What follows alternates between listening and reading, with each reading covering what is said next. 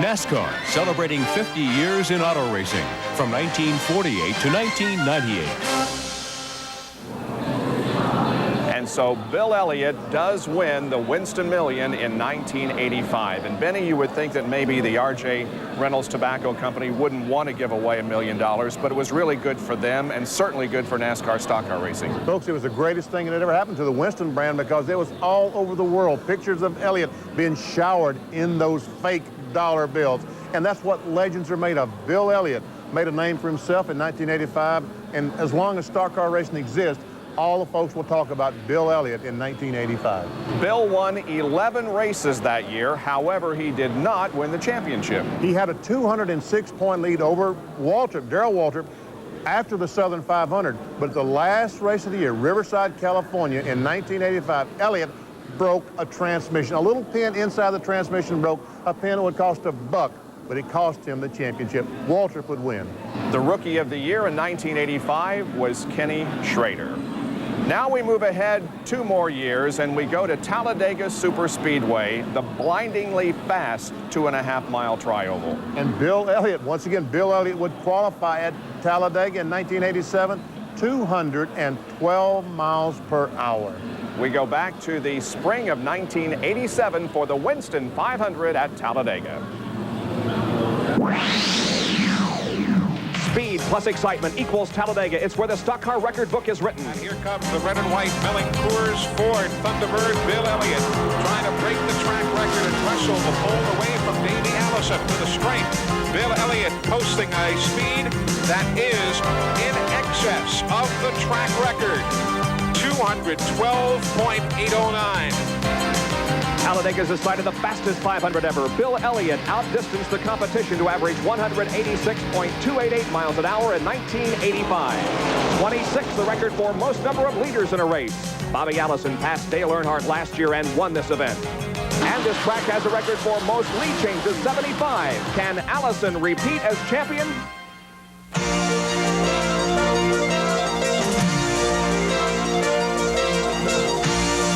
ESPN, the world's leader in motorsports coverage, presents Speed World.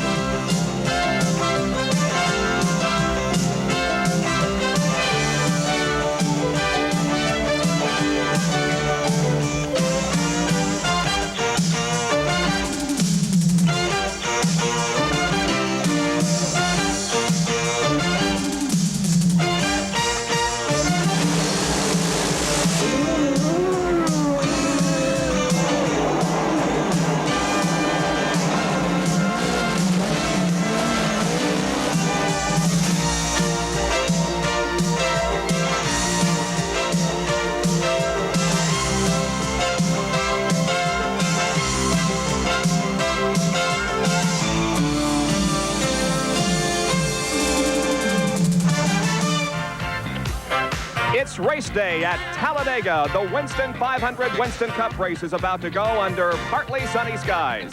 Good afternoon, everybody. I'm Bob Jenkins along with Larry Newber. The word Talladega, it means speed, it means competition, and speed's certainly something we've seen a lot of this weekend, Larry. Bob, you have to say the fellas didn't disappoint anybody. Maybe Bill Elliott could have gone a little faster. Some people think so, but 8 drivers exceeded 210 miles per hour. That also constitutes 8 of the 10 fastest laps of qualifying ever in the long history of NASCAR stock car racing. And then the word competition. It's a track that's seen great competition throughout the years. Really has, Bob. The interesting aspect of the Speedway is that it seems like a lot of people who don't have an opportunity at other racetracks seem to be one of the contenders here. A couple of people, namely Bobby Hillin Jr. and Ron Bouchard, have their only Winston Cup victories right here at Talladega, and every one of them is always close, it seems. Another interesting aspect of this race today, the identical front row as last year, Bill Elliott on the pole and Bobby Allison alongside. Another aspect of this racetrack, unfortunately, is violence. For that story, we go to one of 2 pit reporters working in the pits for us today. Here is Dr. Jerry Punch. Thank you, Bob. You know, this track, unfortunately, has been the scene of two of the most violent and vicious multi-car crashes in NASCAR history. In 1974, a 19-car crash in the backstretch. But the one everyone remembers happened right here in the Tri-Oval in 1979. On lap number 3, Buddy Baker leading the field. Cut a tire, spun the car, oncoming traffic, 39 cars at 200 miles per hour. 17 cars were destroyed. In fact, Kel Yarber says he remembers driving his car beneath the somersaulting car of Bobby Allison. Why the multi-car crashes at Talladega? Well, Bill Elliott says when you have 20 cars just inches apart at 205 miles per hour, if someone makes a mistake or something happens, you're helpless. You're simply a passenger aboard this machine. He said it's like I'm flying my airplane and the wings come off. I know I'm going to crash. There's nothing I can do about it. It's a really helpless feeling. For further stories about today, let's go up to my colleague, Dick Berggren. Jerry, this is the racetrack where the unexpected happens. You never quite know what's going to go down here at Talladega. The races generally tend to be very close. In fact, the closest race in Winston Cup history happened right here at Talladega. We can expect at least half the field to lead the event today. This is a racetrack where a rookie can quickly become a superstar. Most of the field has qualified at over 200 miles an hour. The leaders will race this afternoon. It speeds in excess of 200 miles an hour. Bob? Thank you very much, Dick. You know, Larry, Jerry was talking about the violence aspect, but really this track does not have a large number of yellows in a particular race. It certainly does not have that record. No, it really doesn't. That is around 3 or 4 yellow flags per race, as a matter of fact. Just 3 or 4 occur here. And actually, when they get out there and go to racing, as long as nothing goes wrong mechanically, the drivers really enjoy this racetrack, and some of the best competition historically in NASCAR has occurred right here. Look at the thousands of people on hand here in the hot sunshine waiting for the start of the Winston 500. Well, we haven't forgotten about Dale Earnhardt, winner of the last 4 Winston Cup races, a man who has the utmost respect of his fellow drivers. Being a driver, I know when people aren't looking, he can go 500 miles an hour. I know for a fact that Dale Earnhardt has won all 253 races he's ever been entered in.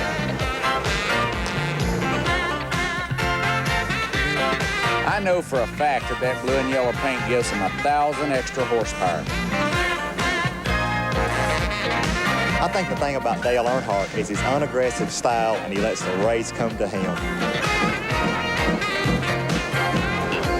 There's a popular misconception about Dale Earnhardt's nickname around the garage area, but I know for a fact that it's really Mr. Clean.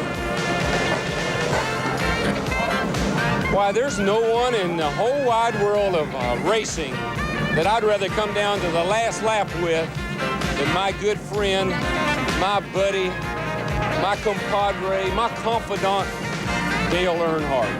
And if I'm lying, may lightning strike me right where I stand. Were those guys telling the truth?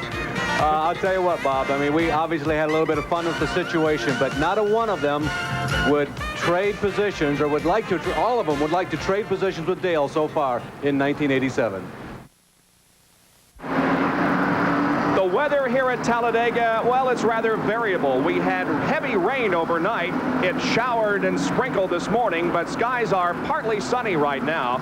It will be quite hot if the sun stays out. The temperatures have been near or just slightly above 90 degrees for the past few days. The field begins to move out onto the 2.66-mile racetrack here at Talladega. They'll take a couple of warm-up laps before they get the green flag. The banking in turns 2 and 3, 33 degrees, the same in turns 3 and 4. The Tri-Oval is 18 degrees of banking. And now the starting lineup for the 18th annual Winston 500. On the front row with a new qualifying record of 212.809 in the Coors Belling Ford, Bill Elliott, number 9. Outside of row number 1 will be the Miller American Buick, number 22, driven by Bobby Allison from nearby Hueytown, Alabama. His son will start inside second row, Davey Allison in the number 28 Haviland Ford. And outside of row number 2 will be Darrell Waltrip, qualifying at 210.471 in the Tide Exxon Chevrolet. Going in the third row, Dale Earnhardt in number 3, the Wrangler GM Goodwrench Chevrolet. Outside of row number 3 will be car number 21, the Citgo Ford, driven by Kyle Petty. Going in row number 4, Sterling Marlin in the number 44 Piedmont Airlines Oldsmobile. Alongside will be the Budweiser Kentucky Fried Chevrolet number 11, driven by Terry Labonte. In the fifth row, Phil Parsons in the Fast Fair Copenhagen Oldsmobile number 55. Outside of the fifth row will be Lake Speed in number 83, the Wins Kmart Friction Proving Oldsmobile. Going in row number 6 will be Jeff Bodine. In car number 5, the Levi Garrett Exxon Chevrolet. Buddy Baker will start alongside Jeff in number 8, the Crisco Bullfrog Knits Oldsmobile. In the 7th row, Ron Bouchard in car number 1, the Bullseye Barbecue Sauce Buick. And outside of him will be Rusty Wallace in the Kodak Pontiac, car number 27. In the 8th row, it'll be number 90, the Red Baron Frozen Pizza Ford, driven by Ken Schrader, and Bobby Hillen Jr. in the number 8 Miller American Buick. In the 9th row, number 15, the Motorcraft Ford, driven by Ricky Rudd, and the number 29 Hardee's Oldsmobile, driven by Cale Yarborough. Then in the 10th row, it'll be Morgan Shepherd in the Quaker State Buick number 26, and Benny Parsons in the Folgers Exxon Chevrolet number 35. The rest of the starting lineup will be Neil Bonnet in car number 75 and Greg Saxon 50 in row 11. The 12th row has Joe Ruttman and Michael Waltrip. In the 13th row, Richard Petty and Harry Gant. Going in row number 14, Rick Wilson and Alan Kulwicki. Row 15 consists of Ken Reagan and Ed Pym. The 16th row, Chet Phillip and Connie Saylor. In row number 17, Mark Stahl and Eddie Bierschwald. In row number 18, Dave Marcus and Slick Johnson. In the 19th row, Phil Barkdahl and Dale Jarrett. In row number 20, Rick Knoop and Steve Chrisman. And starting 41st, the provisional starter, Jimmy Means in car number 52. We have a couple of in-car cameras for you today. Hardee's in-car camera, first of all, in the Rick Wilson Kodak car. If you've never traveled over 120 miles per hour in a car, and few of us have, wait till you travel at over 200 miles per hour.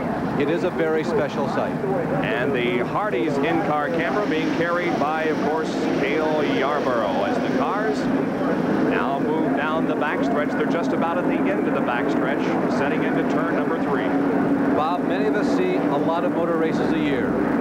You think of Le Mans, Nürburgring, MIS, Indianapolis Motor Speedway, Daytona, and Talladega. All very special, emotional, heart-stopping speeds.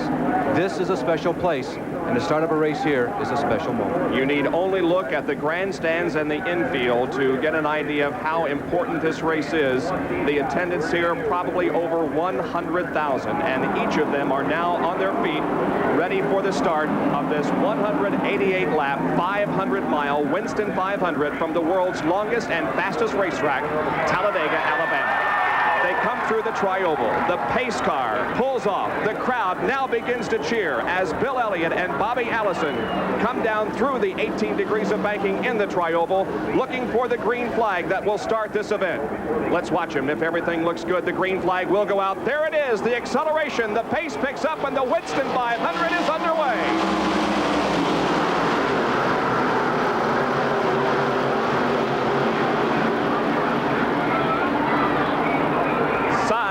Side racing through turns number 1 and 2. Bill Elliott has grabbed the lead. Bobby Allison, who started second, is dropping back quickly. Allison will lead them, rather Davey Allison will jump into second position and chase Bill Elliott down the backstretch. And here comes Sterling Marlin. Look at him move on the inside of the racetrack, passing Bobby Allison and going to third. The world's biggest, longest, and fastest trophy dash, side by side, 2, 3, and 4 abreast, around 2.66 miles of Talladega. The first lap about to be completed. Bill Elliott will lead it, followed by Davey Allison. Then Sterling Marlin in third. Running in fourth is Allison. Then Darrell Waltrip, Dale Earnhardt, and Terry Labonte as they head to number 1 again. Boy, I must tell all of you, racing on TV is the best because you can get right inside the cockpit. You can see all the way around. You don't miss any of the action. But watching a race in person at Talladega, it's got to be a mind-boggling and a heart-hugging experience. It is tremendous. Darrell Waltrip in the Tide machine number 17 had a good qualifying effort. He's running 4th right now and may certainly be a contender in this event. The crowd is still cheering as the field comes down through the trioval once again. They continue to run in the same order, though. It's going to be Bill Elliott leading Davey Allison, and then Bobby Allison, followed by Waltrip, Labonte, Lake Speed, and Jeff Bodine, then Dale Earnhardt. The pace is 209.82 miles an hour. Much faster, I think, than anybody anticipated. 209 miles per hour. Automatically, right away, the strategy begins to unfold. Bill Elliott is making everybody, including Cale Yarborough, whom you're riding with right now, go faster than they wanted to do. Nobody really wanted to go 209 miles an hour. We're inside Cale Yarborough's car. He's following Kyle Petty.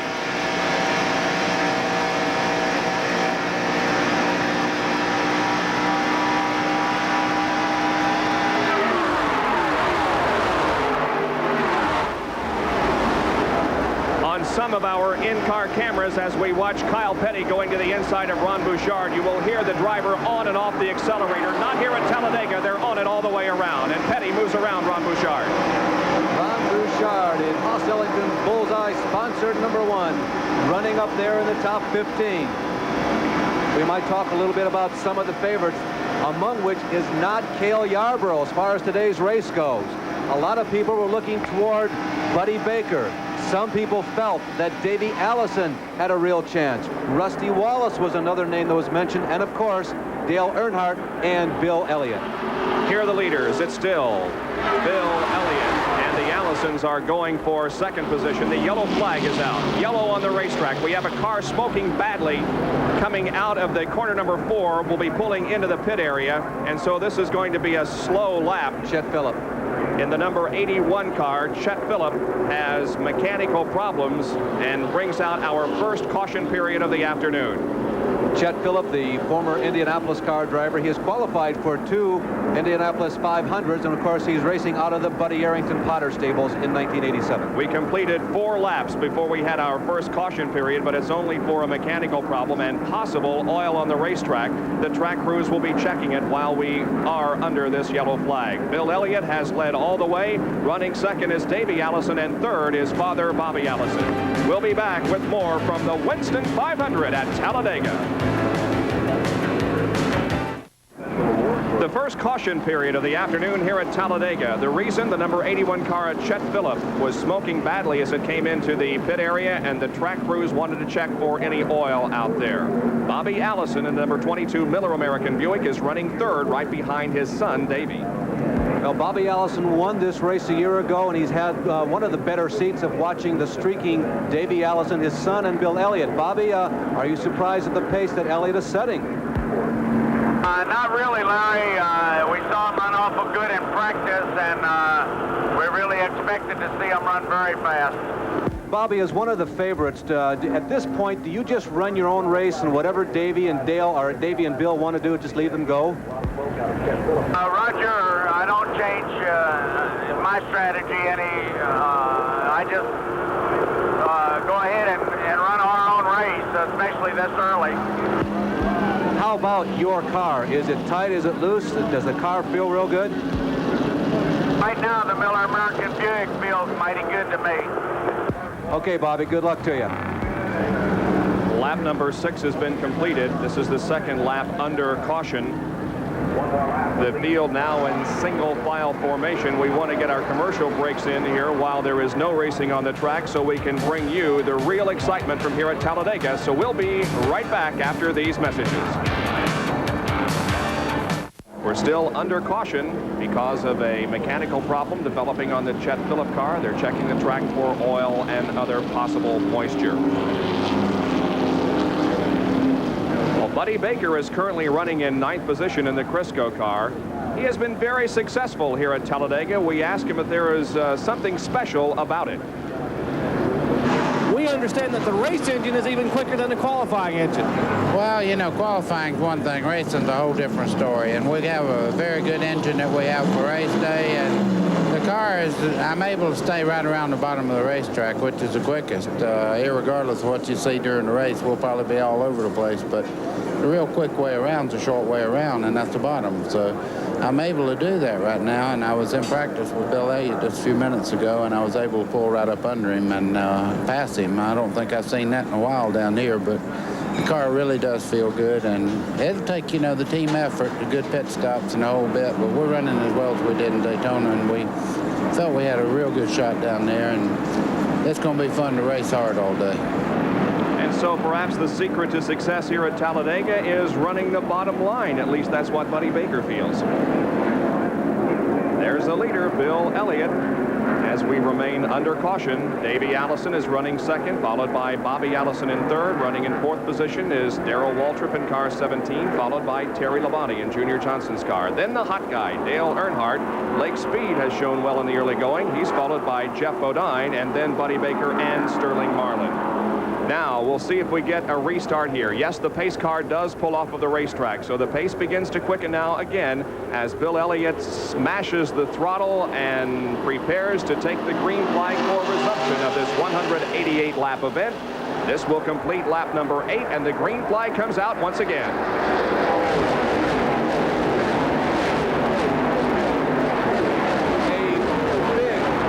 Jump by Phil Parsons. That may well be a judgment call. Phil Parsons is going to the lead. The green flags seem to be fluttering as Phil dropped down low past several cars and now challenges Bill Elliott. He got around 6 cars as the green fluttered. Now he begins to settle alongside Darrell Waltrip, and he doesn't have anybody to draft with, so he's backing up just a little bit. Now being passed by Dale Earnhardt as Dale goes to the high side of the racetrack, and already Phil Parsons has moved back to 6th position. So the lead continues to be held now by Bill Elliott, and Davey Allison second with Darrell Waltrip third, then Terry Labonte and Dale Earnhardt. There is much talk these days about how the draft has changed, that you don't have that tornado-like draft that you used to have on these big racetracks. But there was an example right there that if nobody helps you, if nobody goes with you, and there are 4 or 5 cars that are basically against you as you're trying to make a pass, the draft does have an effect. Phil had the momentum going around turn 1 and 2, but when he got on the backstretch, all the hot dogs stayed in line and said, "Sorry, Phil, we don't want you up here." Nobody let him in line, and they all passed by. Well, the question in our mind was, did Phil Parsons jump the green flag? Did he begin passing cars before the green actually came out? The NASCAR officials say no, he did not, so everything is okay with Phil Parsons. Well, out in front, a couple of Fords, Bill Elliott and Davey Allison. What are the drivers saying, Larry, about the possible advantage of the Fords here at Talladega? Well, the drivers, all those without Fords, would like to say that Fords have a tremendous advantage. One of the more interesting quotes in regards to a response to that was Alan Kawicki saying, "I don't think that a Ford helped me very much when I won my short track pole, but this is a big track." The drivers who don't have them say, yes, there is an advantage. I don't think the advantage is as much as it once was, say, the beginning of 1985 or throughout the 1985 season. Terry Labonte making a move, going underneath Darrell Waltrip. Those are 2 non-Fords. But I do believe on the super speedways, the Ford lines are just a tad better. At this point, this moment could change in a month in the General Motors car. Well, Terry Labonte is certainly showing some muscle here in the early going of this race. He started 8th and has already moved up to 3rd position as the battle for 4th now is between Bobby Allison and Darrell Waltrip, and Waltrip being followed closely by Dale Earnhardt as the first 3 have pulled out to a few car lengths advantage. If you're a Winston Cup regular, as we go back inside of Cale Yarborough's car, look at him following Rick Wilson on the left. Oh, coming very close to Rusty Wallace, and they stay together, but nobody panics. Everybody stays on a straight line, and no problem. That was, by the way, at about 205 miles an hour. Whew, I guess that's what you call confidence in your fellow man. I was about to say that if you've noticed, Waltrip is running up front. Yeah, he's had a good week. Cale Yarborough is running in 17th, so the guys ahead of him are battling for 15th position, and Jeff Bodine has come in for an unscheduled pit stop. Jeff Bodine, who seemingly had the race won at Martinsville on a very short track a week ago when he was involved in a very minor altercation with Kyle Petty. He said that he did not think it was either one of their faults. He lost that race, and he had great hopes for today. Dick Bergen is down there now. Well, the hood is up on Jeff Bodine's car. This is not an easy situation, very obviously. One of the things that many of the mechanics are going to be watching here this afternoon, Bob and Larry, is the weather. The weather has been changing all day long. Most of the heat, most of the temperatures these guys have practiced at, qualified at, run at, have been in the 80s and the 90s. This morning, it was well into the 60s here. Now, that changes the way the cars run, changes the whole setup situation. So because they don't really know what it's supposed to do this afternoon, some of the forecasts say showers, some say nice, some say cool, some say warm. Just about everybody has taken a conservative approach in setup. Right now, we're about to get some overcast. And meanwhile, up pit road is my colleague Jerry Punch. Well, Jeff Bodine's car, the Levi Garrett Chevrolet, being pushed back to the garage area. The word, the engine came unglued in the car. He will exit here. They're going to try to take a little look at it back here and see if there's something they could possibly fix, but I think maybe the engine may be gone. All right, thank you, gentlemen. 208.13 is the pace being set here in the Winston 500 as, again, we see the first three cars pulling away from the rest of the field. And those three are Bill Elliott, Davey Allison, and the Chevrolet of Terry Labonte. Remember that Terry Labonte has a cracked shoulder blade. Now, it's come a long ways in the last 3 or 4 weeks, and in talking with Terry before this race began, we're looking at Davey Allison on the right, the leader, Bill Elliott, on the left. That's where he's been since the green flag dropped. Labonte said this will be a good racetrack to drive injured. That because the speeds are so high, you glide around there. There's almost as much intellect that is involved as muscle running here at Talladega. And this is one of Terry Labonte's strongest performances. He really has not been in a position late in the race to win an event so far in 1987. A lot of people thought that he would be, and Labonte begins to make a move. He looks to the inside of Davey Allison. He glides past casually and easily, and Terry Labonte takes the runner-up spot as Jerry Punch has moved over and is ready to talk to Jeff Bodine. Disappointed Jeff Bodine still sitting inside the Chevrolet trying to get the cool suit off. Jeffrey, a short afternoon. What happened out there? I don't even think it got started. I really don't know. Something went wrong in the engine. It acted like a bearing was tightening up or something, but I tell you, the car was handling so good. Rick, I'm sorry, we're trying. We're going to get out of this bad luck streak someday, but it was running and handling so good. I really felt like we had a good chance at winning or finishing good here anyway, but I don't know what's wrong. We keep trying, working hard, running good, but we'll get it all together one of these days. Well, Jeff Bodine referring to Rick Hendrick, his car owner, who's watching us on ESPN today. Bodine, the second car to exit here at Talladega. Jeff, of course, one of our guests as we presented a special Speed Week. Last Friday night, he and Bill Elliott joined us, and Jeff had high hopes of doing well in this race, but unfortunately, it's over already for Jeff Bodine. But it's not over for about 39 other drivers being led at this point by Bill Elliott, then Terry Labonte, and then Davey Allison. A new track record for attendance, 135,000 on hand here today for the Winston 500. NASCAR celebrating 50 years in auto racing from 1948 to 1998. And we have a lead change here as Terry Labonte has passed Bill Elliott. So exciting hockey at 8 o'clock tonight here on ESPN. The Stanley Cup playoffs continue. Bob, I think that may be the first time in 1987 that Terry Labonte has taken the lead under a green flag conditions.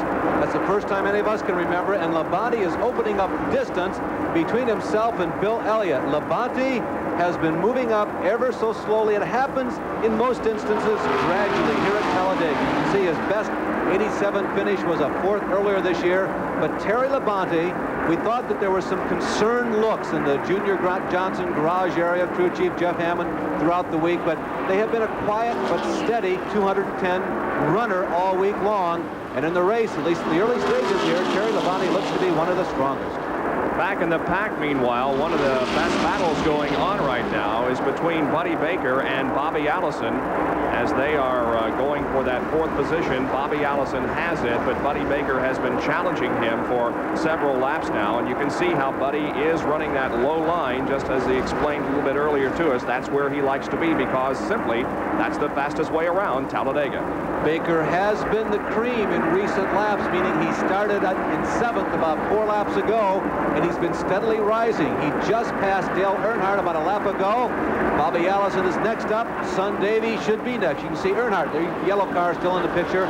But Buddy Baker, who has a lot of sentiment among veteran observers, as one of the real threats. Oh, we have a problem. Allison is blowing a tire. Bobby Allison with a horrible crash here on the front stretch. It has torn out a complete section of protective railing separating, and Alan Kulwicki becomes involved. Debris and is collecting other cars. There was a lot of debris in the front stretch. Kulwicki was involved. Richard Petty, I think, is another one of the cars. Lots of debris on the front stretch. Now, Bobby's car, to me, appeared to stay together quite well. He did get up into the fencing, but not into the stands. And it was close, though. He has torn out a whole large area of guardrail. There it is, protecting the crowd from the racetrack, and he came very, very close to going into the stands. The car became airborne and went flying literally into that wall and catch fencing, but fortunately it did stay onto the racetrack.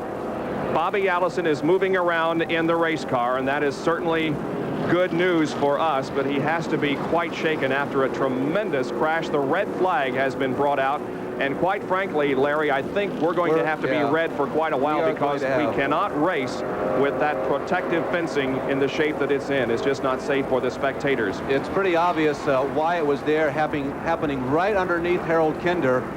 It wasn't the fence that caught him, but they have built the cement wall here at Talladega just a little taller than most racetracks. There's Bobby getting out of the car. I told you that Bobby's car, though, was heavily damaged. It did stay together. The integrity of the roll cage is intact. The crowd is giving Bobby a very warm welcome out of that machine, but the car lived up to NASCAR standards. Larry, I think a tire blew. I think I saw a tire coming apart while he was right here in the tri-oval, nearing the starting line. Right rear, it begins to shred, and the car goes out of control. You're at 210 miles an hour. You can see the right rear going. You see the debris there on the left-hand side of your screen. Earnhardt avoids Bobby. The car goes backwards. The aerodynamics get underneath the car, and Allison gets up into the fence. The aerodynamics lifted the car. They're not built to go backwards. Right underneath Harold Kinder. Harold, he stayed in there. Boy, I'll tell you, talk about a trooper. Kinder is right there. He's got the yellow flag out right away. That is a veteran, confident flagman. Here comes the rest of the field down. They've decelerated to maybe 180 miles an hour, but all the debris, there's Petty, there's Kawicki spinning. There's just nowhere for many of these drivers to go, because there's so much of what was left over from the initial impact on the front stretch, and there was just nowhere to go. And tires began to explode too as they ran over debris caused by the Allison crash. Well, it's very rare that you see that catch fencing do its job, but it sure did its job here at Talladega today. As if it hadn't been there, or if it had not been as strong as it was, Bobby Allison's car would very clearly have gone into the grandstand right below us here in the broadcast booth. There's the tire going. Here's another angle of it, and we'll just let you watch it because we've covered it well. There goes Darrell Waltrip going by without becoming involved in it, but as I said, as the cars came down now, they were running over the debris of the Allison car, and tires were blowing, and therefore they became involved in the crash. There's Petty, Alan Kawicki, Phil Parsons made contact with the Bobby Allison car. We understand that is brand new catch fencing up here, and boy, we just salute the people here at Talladega for building it as strong as they did. There is a stretcher that we can see down there, a couple of stretchers, as a matter of fact, being lifted into the grandstand area, so perhaps there were some spectators that were hit by flying debris. All right, Phil Parsons did make contact with the Bobby Allison car. Let's go to Jerry Punch. Well, Phil Parsons still sitting in the car on pit road. The back of the car is just about sheared away at that Copenhagen Oldsmobile, and Parsons talking to the crew chiefs. Apparently his day is over with. I don't think the car will be fixable. They're going to try to bring it behind the wall. Maybe we'll get a comment with Phil in just a moment and find out exactly what happened down there. All right, so Phil gathering his thoughts, and you can see him sort of gesturing to his crew. I really don't know what happened, but I became involved. There, meanwhile, is the Bobby Allison car that has come to a rest between the start-finish line and turn number 1. The ambulances are there. The track crews are there cleaning up the debris. Well, we will go inside now, Cale Yarborough's car, and see how it looked to him. There he is, following behind Greg Sachs, the Valvoline number 50. The accident is beginning to unfold. It's already unfolded up in front of him, and there's Cale trying to weave his way through all the pieces lying on the ground. You can see that Greg Sachs goes into a spin. Greg made a left turn, a right turn. There's Cale. He's trying to avoid Rusty Wallace. He goes sideways. He goes up, gets along the outer wall. I think he avoided significant contact. He brings it back around. It does a reverse spin as he is beginning to fight at the wheel. And now he can use the banking to coast down to the bottom of the racetrack, crank it to the right, try and get that thing to start back up again. The red light comes on, indicating that the engine has been stalled, and then Cale Yarborough can get back around. A scary moment for Cale Yarborough and a scary moment for many of these drivers who became involved in this Bobby Allison crash in the Tri-Oval. There is Richard Petty, who was also spinning, trying to avoid the cars that were in front of him. A comment, by the way, about Phil Parsons, whose car does appear to be terminally damaged.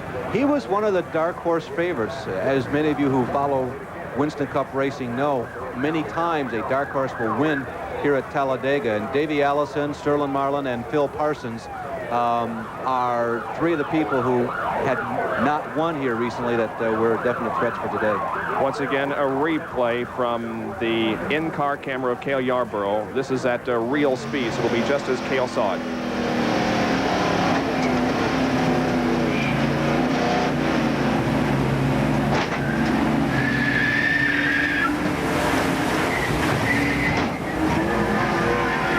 As if Cale pretty much had it saved, but was hit a couple of times and then lost control. Yeah, he got hit from behind. There's no question about that. You could hear it with the audio. All right, let's go to Jerry Punch again and Phil Parsons. Well, Phil's still sitting in the car on pit road trying to get the helmet unhooked. And Phil, what happened out there? I have no idea. You know, my spotter came on the radio and told me there's a big crash in the front stretch, so I was slowing way down right here in the Tri-Oval and got slowed down pretty good. I was waving my hand because I was in a bunch of traffic, and I probably slowed down to 70 or 80 miles an hour just picking my way through the debris, and somebody hit me from behind, I guess turned me around. I thought somebody else hit me then real hard, but that must have been when I hit Bobby. I heard somebody say that I hit Bobby after I got turned around, so I'm sure that's probably what it was. Are you going to have to park it now? I haven't looked at the car. I don't know. Not unless we absolutely have to. I'll assure you of that. Well, Phil Parsons in the car. Now take a look at the damage on the car as he climbs out. The rear of the car completely collapsed back here, but the important safety feature, the fuel cell is still intact. No fuel leaking from underneath that car. In the back of the car, it's completely shoved in. You see Phil getting out, surveying the damage here. Some of the sheet metal bent, battered. He is completely okay. The driver's compartment intact, but the fuel cell did save that. No fire, no fuel on the racetrack. A good safety feature here in Winston Cup competition. Thank you, Jerry, for that report from Phil Parsons. Bobby Allison's car, meanwhile, has been loaded onto a flatbed and is being taken off the racetrack. And it's a very badly damaged Miller American Buick that Bobby Allison climbed out of, fortunately uninjured, but we're concerned about some spectators who may have been hit by flying debris. The track security and the Talladega Sheriff's Department is on the scene, trying to keep the crowd under control as they assess the damage and possible injuries. That is the area of the crash, and it is just almost underneath Harold Kinder's starting area. Well, let's once again go down to the pit area for this report. And I'm with Benny Gertel. He's team manager for Stavola Racing. Benny, you were close to that accident. Yeah, I was up there spotting for Bobby, and when he come through the Tri-Oval, the right rear tire blew, and that the air picked up the car and sent him right into the grandstands and ripped down a portion of the fence. And then when he came back onto the track, spun around a few more times, and he said he was all right for now. And then here come Phil Parsons and hit him again in the door. Then I asked him how he was, and he still said he was all right. So that's racing, I guess. How about the grandstand? Could you see, or is everybody okay up there? Everybody in the grandstand seemed to be okay from my vantage point, but I'm not really sure, Dick. Well, that's good news. We certainly hope everybody is okay. Benny Gertel, he was real close to that thing. He said it almost got him. All right, thank you, Dick. 22 laps have been completed here at Talladega out of 188, and that's kind of ironic because it was the number 22 car of Bobby Allison's that started this multi-car accident here in the Tri-Oval. There is Allison's car being taken back to the garage area on the flatbed. Well, a scary moment for all of us. We hope that everybody in the grandstand is okay. It appears as if all the drivers managed to escape this very bad crash okay here at Talladega. So we're going to take another commercial break. We are under a red flag condition at Talladega. Under a red flag at Talladega with 22 of 188 laps completed. There are the top five: Terry Labonte, Bill Elliott, Davey Allison, Buddy Baker, and Dale Earnhardt. We are under red because of a terrific crash here on the Tri-Oval as Bobby Allison's car blew a tire, but Bobby is okay. You can see him walking around right there, smiling now after gathering his thoughts and calming down just a bit. A tire shredded on the car. He's waving to the crowd now and nearly got into the grandstand. It tore down a huge section of catch fencing. And by the way, as I said earlier, that is new catch fencing. There is Bobby Hillen, Bobby's teammate. That is new catch fencing. And the feeling is that if this accident would have occurred a year ago with the old catch fencing, Bobby Allison could very well have gone into the grandstand. Yeah, they rust after a few years, and it's difficult to assess just how sturdy it would be. Although it is the absolute contemporary style of fencing. The NASCAR people have been very conscious of putting the utmost to security and safety measures into the design of this racetrack. So it's likely that the old stuff, it might have been a little old, but it was pretty strong too. The leader of the race is Terry Labonte. He's with Dick Berggren. Terry, you were certainly in the right place at that particular moment. First time you've led in a new car. Must feel good today. Well, it really does. You know, all the guys really got the Budweiser Chevy running super today. It's really handling good. You know, of course, Elliott and some of the other guys are awful strong, but I really feel good about it. The car's working awful good. People have been talking about the Fords here as Talladega as being the fastest. You're in a Chevrolet. Can a Chevrolet win today? Can you win today? Well, I hope so. Okay, that's Terry Labonte. He's in the lead. He's in the best position when the green flag flies again. Now down pit road to Jerry Punch. Well, Bobby Allison just walked out of the infield care center. First of all, Bobby, are you okay? I'm okay. Very thankful to the good Lord that I'm not hurt, and I hope nobody else down there is hurt too bad. What happened down there? I think I ran over something. I couldn't really tell. Something bounced under the car, and then the tire exploded. And I think I ran over something and cut my right rear tire down, and it spun the car in the tri-oval there, and up in the air it went, and round backwards, so just nothing I could do. Any recollection of hitting the fence or who might have hit you when you came down? Well, I knew I hit the fence, and yeah, I recall that quite well. I don't know who else was involved, and I'm very disappointed anyone was involved. I'm very sorry about that. Well, Bobby Allison, a true champion, even in defeat here at Talladega. We had an ARCA Permatex 500-kilometer race here on this racetrack yesterday. ARCA competitors. And at the very beginning of that race, Jerry Churchill dropped to the bottom of the racetrack with a blown engine, and that was an indication. Actually, it wasn't a blown engine, but a mechanical problem. And that was the first of many incidents that gave us concern in that ARCA race yesterday. The ARCA drivers have shown marked improvement on the super speedways in recent years, but this race would not be without one major incident, which really wasn't the fault of any driver or group of drivers. It was similar to the situation we just saw here in the front stretch. There's Dave Fletcher on the inside and Red Farmer on the outside. And then a flip in the tri-oval as Billy Simmons' car got upside down, the number 17 machine. It landed in the entrance to the pit area, but fortunately Billy Simmons climbed out of that car. It was a little bit dusty. In fact, it looked sort of like a chimney sweep after that accident, but he was completely uninjured and walked away from the crash. Summer has come early to Alabama. There is Sergeant Charlie Glotzback. Yes, the same one who once held the Alabama International Motor Speedway one-lap track record. The white car there on the low side. Sergeant Charlie Glotzback has come out of Indiana, where he has been running dirt track cars the past 3 or 4 seasons. Says, gee, maybe I'd like to do this again. Has he lost anything? No. There he goes by Grant Adcox, who came into this race having won 2 in a row for ARCA here at Talladega. And then a holocaust in the pit area. While trying to refuel the Bill Scott car, a fire broke out. And one of the crew members, whose name is Harry Rommel from Nashville, Tennessee, was burned rather extensively. He is suffering 2nd and 3rd degree burns. 3rd degree burns on 5% of his body. He's in the University of Alabama Burn Center, Caraway Methodist Hospital, and we wish him the best. Jeff Bodine saw this occurring and came down as a former volunteer fireman. He pretty much knew what to do, gathered a fire extinguisher, and started to extinguish the flames. That's Rommel being airlifted to the burn center as the race got underway once again. A number of people appear to be candidates, certainly most notably Glotzback. Adcox was right in there. He was certainly a candidate. At this point, Glotzback had pitted before many of the other top contenders. We didn't know exactly why. Jeff Hammond told me later he was crewing that car, as a matter of fact, yesterday. He thought maybe they missed something. He didn't understand why everybody did not pit. There's Adcox making his move. And then as they came around turn number 3, we've just had a restart. The field is tightly bunched, and then Watch this. 14 cars pile up, 10 of them unable to compete in the race any further.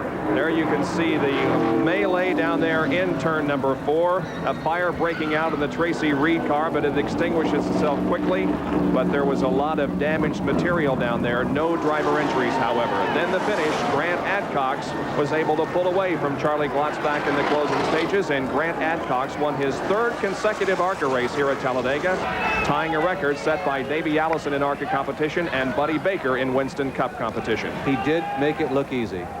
The top 5 finishers in that race, Glotzback was 2nd, Red Farmer was 3rd, Bobby Waywack 4th, and Dave Pletcher finished in 5th position. Might add that all 5 of those people had strong races. There was nobody in that group that backed into position. All of them looked like they were a threat to win.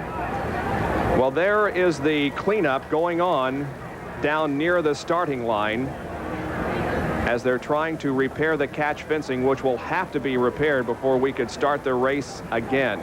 Darrell Waltrip's car also was damaged slightly in that accident. Now, while we are red here, the crews cannot make any repairs to the cars, so it'll have to go into the pit area after we resume this race to get repairs made. What will happen is that we will not go back immediately to green. There will be, under these circumstances, perhaps as many as 5, at least 4 yellow flag laps. So most of the people who have repairs to do will be able to accomplish it during that yellow once we go back. But we are going to be down quite some time because serious, significant repairs have to be made to the wheel fence on the front stretch. Again, though, the reason for the red is a crash involving Bobby Allison, and he is okay. We'll be back at Talladega after this. We are back live at Alabama International Motor Speedway in Talladega, and it's been a very lengthy red period, 2 hours and 6 minutes at this point.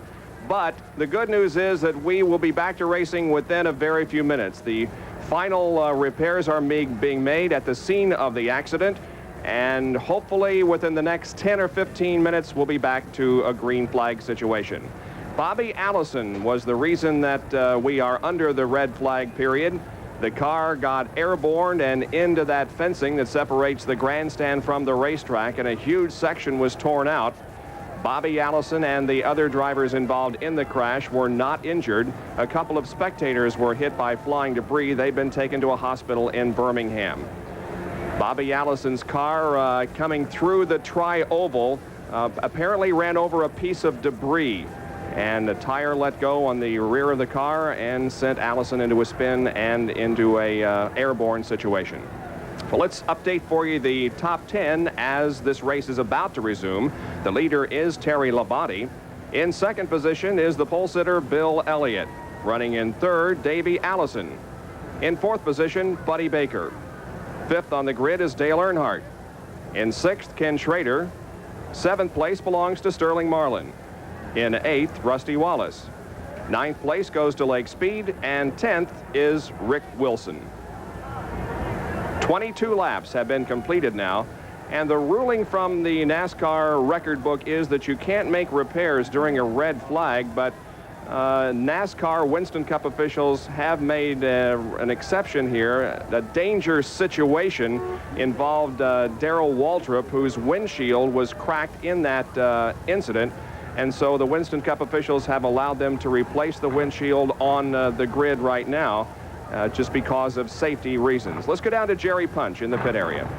Well, Bob, to amplify on that, here's the windshield, or part of the windshield, out of the Waltrip car. You see they were able to pull it. It was laying in pieces on the dashboard, and they were concerned about restarting the car and having some glass come in on Darrell. So a crewman went over, and they picked this piece of windshield from inside the car where Darrell was sitting. As you can see, this is the box where the new windshield came out. It's safety glass. It's a glass that's not supposed to shatter, but it will come apart eventually with a significant blow. But certainly a safe move on NASCAR's part to allow this glass to be removed and swept from inside the car so they can restart the car. He will come to pit road. They will make a windshield change. Also, the frame in the windshield is bent.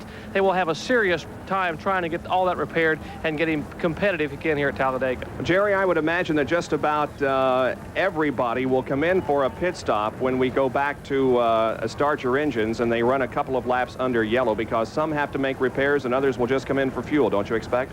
That's right, Bob. I think almost everyone, you'd be a fool not to come back in. As one crew member said to a driver, said, look, you know, we've got to come in. I know you want to lead a lap, but you got to come in. We got to change tires. Richard Petty has significant damage. Mike Waltrip, Sterling Marlin. There's probably at least a dozen cars that had debris in their car, stuck in the grill, somewhere in the body from that disintegrating Allison machine. There's also been glass on the racetrack. Now, it's been swept by the NASCAR officials, but they're going to have to bring everybody on pit road, change the tires, clean the cars up, and check everything out before they let them go back to racing here at Talladega. All right, Jerry, thank you very much. We do take our hats off to three groups of individuals here. First of all, the track security for the Alabama County Sheriff's Department, who have been able to maintain control of this huge crowd very well during this red flag. A couple of minor skirmishes in the stands, but nothing serious. And then, of course, the track repair crews who have worked very diligently and hard in the last few minutes to get this race back underway. Down to the pit area this time to Dick Berggren. Bob, I'd like to continue in that line, and I'd certainly like to give a good round of applause to the Speedway officials here and to NASCAR as well. The easy way to fix that fence would have been just to have thrown something together, but they've gone down there with 2 welding machines, big heavy steel. They've taken some chain link fence out of a VIP lounge area, parking area, and put it up there. That fence is solid. It's a good piece of workmanship. They've worked very hard on it. It would have been easy to do it the quick and dirty way. Second group, I want to give my hat off to the fans here. They have just sat quietly and patiently. I'll tell you, race fans have to be the best people in the world. It's hot here this afternoon, and there's been no problem at all. Yeah, you're absolutely right. That is the fourth group of people that need to be saluted, because there have been fans that have come down from the stands and volunteered their help to get this fence repaired. Well, let's take a look at the crash once again, Larry. Well, there you can see that the tire going away. It appeared as though there was a possibility that there was debris on the track, because it was rather early in the race for something like that to happen, for a tire on its own to go away. And Allison, we've seen this scene 3 or 4 times now, if you've been with us for the last couple of hours. Here comes the rest of the traffic, and they've got her hunkered down to about 70 or 80 miles an hour, as you heard Phil Parsons tell us, but it's just not possible to depict and find exactly all those small points where they ran over pieces on the racetrack, which punctured tires and put people into spin.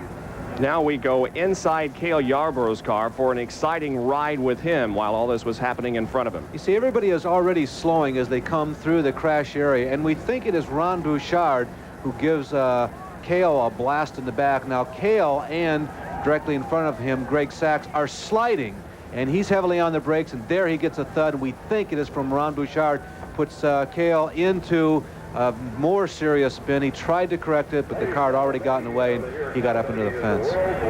He spun down into the infield area in turn number 1, and he suffered injury to the car. But the good word is, once again, there were no driver injuries in this accident. Bobby Allison walked away from the crash, but a couple of spectators were hit with flying debris and have been taken to a hospital in Birmingham. We're going to tell you as the wave begins to form here at Talladega. That's the first one. It's been 2 hours. It's the first one we've seen. Yeah. They're enthused about the restart of the race, and so are we, and we'll run down the entire field as it will restart when we come back to Talladega, Alabama. Be right back. Back live at Talladega, Alabama, and minutes away from the resumption of the Winston 500. Let's get a report from Jerry in the pit area, who I believe is in the Richard Petty pit. Jerry? Well, Richard is strapped in the car. They're getting ready for the STP crew to go back to work as soon as they get the word from the NASCAR officials. Now, when Richard spun, he tore the left rear tire apart. As you see, this is what's left of the core of the tire being torn apart. No defect from the Goodyear tire, simply spinning at 200 miles per hour will tear it apart. And here is the inner liner on the tire still up. You see some body damage on the Petty car. They're going to jack it up, change the left rear tire, try to get him back out. They're going to have about a minute to work on the car here in the pits while the cars fire and warm up out on the track. So that's the story from Richard Petty's pit. Let's go to Dick Berggren. Well, Jerry, I'm in the pit area where the leaders are going to be coming in very shortly, and it seems as if most everybody down pit road here is planning to come in, take a load of fuel on, take 4 tires as well. The Labonte pit, however, has got an interesting situation. They have just done some calculations, and they've decided, by golly, they have been in the lead at Talladega longer than any car in the history of Talladega. Absolutely right. You know that, Bob? Absolutely. You're right. It's a bright, sunshiny day right now. There was some concern a couple of hours ago that some rain might be moving in before we could get this race concluded. But right now, the weather looks pretty good, and it is a lot cooler than it has been the past couple of days. Not a lot cooler, but a little bit cooler than the 90 degrees that we have had here on Thursday, Friday, and Saturday. Sorry to interrupt, Bob. They've allowed the crews to start repairing the cars sitting along pit road, so I don't know exactly what the timing on the ruling is here, but obviously somebody has given them the go-ahead. We haven't fired the cars off yet, but repair work is being done on Michael Waltrip, Richard Petty, and they hoped that Phil Parsons' car might well be in a position where it might get repaired. Well, some of the engines had started, but NASCAR had not given the official word, so those that had started were forced to turn off their engines. Now the word has been given, and the machines begin to fire alive here on the Tri-Oval after more than 2 hours and 25 minutes of red time.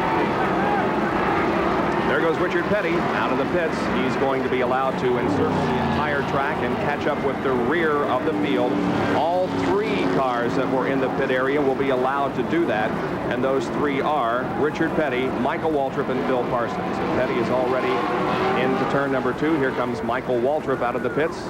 He's also going to be doing the same thing. As for Phil Parsons, I'm not so sure that that car is going to be able to resume competition because it was pretty heavily damaged. Now what they are doing, they are keeping everybody on the same lap. Lake Speed, first in line, is being held up because in the confusion, Lake ended up being deposited in front of Terry Labonte. But as we have seen a couple of times, Lake is running in the top 10. That's why Lake, and we just went to the yellow flag. That's why Lake is being held up. He'll fall back in line in 9th position. For all practical purposes, 2 hours and 26 minutes of red. We are now under yellow, and the first couple of laps will be run under yellow so that everybody can come in and make an assessment of the damage or any needed repairs on their race cars, because in addition to a safe racetrack, we want safe race cars out there.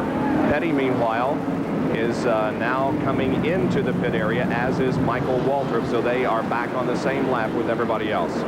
Now we anticipate Darrell Waltrip certainly to be one of the key players coming around. He'll be replacing that broken windshield.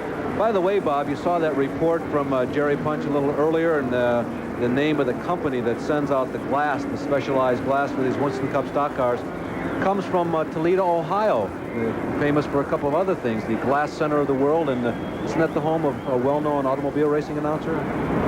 No, I'm from eastern Indiana. Why? Yeah, you glass center of the world, Toledo, Ohio. It's been that way for a long time. Libby Owens Ford, one of the prominent companies, and they supply the windshields for the Winston Cup cars. Field on the backstretch, now entering turn number 3 under caution. Petty has made repairs and is pulling back out onto the racetrack. Michael Waltrip continuing to sit in the pit area as we watch the field under caution proceed through turns 3 and 4. In a situation like this, without question, the prudent thing to do is what NASCAR is doing, and that is to allow everybody an opportunity to come into the pits. This race will not go green until everybody has had a fair opportunity to make whatever changes or adjustments they need or wish to make at this point. Now, that is not to say they're going to delay this race if somebody takes 10 minutes, but a reasonable time would be up to 3 or 4 minutes, maybe the equivalent of 4 or 5 yellow flag laps. And I would not at all be surprised to see them wait and have everybody get out there and take 1 or 2 yellow laps before they actually drop the green flag. And Dick Bergen is down there with the latest update on what's happening. And what's happening, Larry, is everybody is in the pits. Just about every race car here is, just about everybody here is in the pits right now. Labonte is in the process of a 4-tire change. Right in front of him, Bill Elliott is in the process of a 4-tire change. We're going to watch and see which one of those 2 guys gets out first, because whichever one it is may well be able to pick up the lead. Down pit road, Jerry Punch. Well, what you're watching is a high-speed windshield change. That's Jeff Chandler and Eddie Dickerson changing the windshield. Eddie Jones at the left front of the car, the right front of the car changing, working on some of that sheet metal damage. Elliott's the first car down pit road. Good pit stop for Elliott. Meanwhile, the windshield change continues here in the tied pits. They have the old windshield out. They are putting the new one in. Chandler and Dickerson, the 2 guys working on the windshield. The right front of the car has Eddie Jones working on some sheet metal damage. The tire was rubbing in the right front. Beneath the front of the car, the crew chief, Waddell Wilson,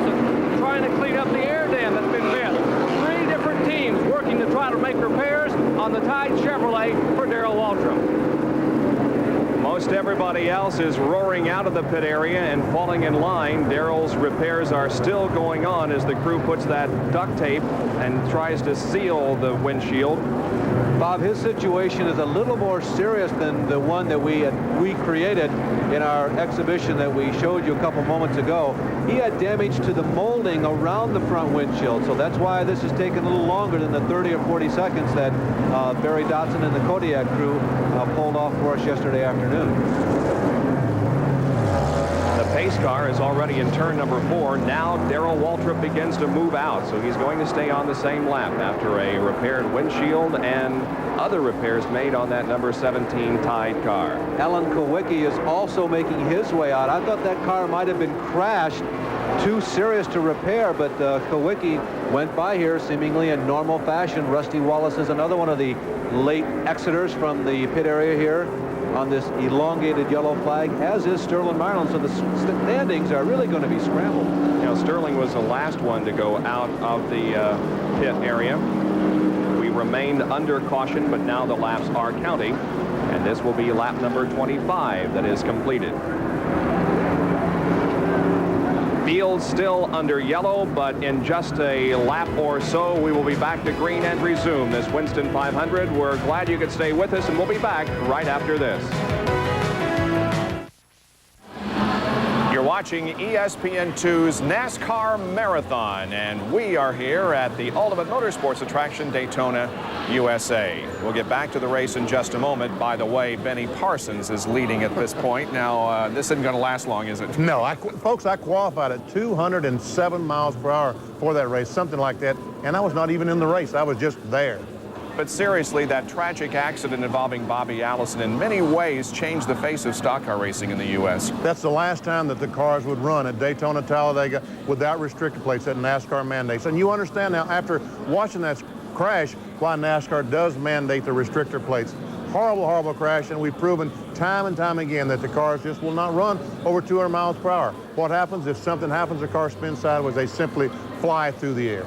And you also must consider that had that car gotten into the crowd and broke through that catch fencing and seriously injured some people, it would have been real bad news for the entire sport of racing. I doubt very seriously that you and I would be standing here today if that had happened. I totally agree.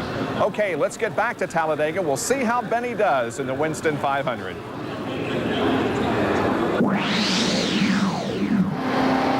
We're inside the car of Rick Wilson, the Kodak machine, and we're getting some great pictures from that as he is behind Kyle Petty. And we will go green in one more lap after this one. Several cars still making pit stops and going back out onto the racetrack. Rusty Wallace has been in again. And the field comes through the tri-oval now, and when they cross the line, they'll be given the one more lap sign. That's Kyle Petty right up ahead. This is coming off of turn number 4. You see the entrance to the pits there on the left. They are now approaching the tri-oval. There's the reverse shot of what you just saw from the track level inside of the Kodak machine. By the way, we lost 2 of our in-car radios in that massive crash. Bobby Allison and Cale Yarborough would have been assisting us in this broadcast today, but they were both knocked out, needless to say, in that crash as they exited the tri-oval. 3 cars were knocked out in the crash. Bobby Allison, also Cale Yarborough, and Ron Bouchard dropping out earlier, both with engine problems. The number 81 car of Chet Phillip and Jeff Bodine. But everybody else is still out there and about to resume competition, and there is Benny Parsons' machine. Under normal circumstances, the moment of a pit stop here at Talladega is after about 30 or 31 laps. We obviously stopped on lap 22. Everybody came in on the equivalent of lap 23, so that just kind of moves the window for the pit stops up about 6 or 7 laps, but everybody is, of course, on the same rhythm.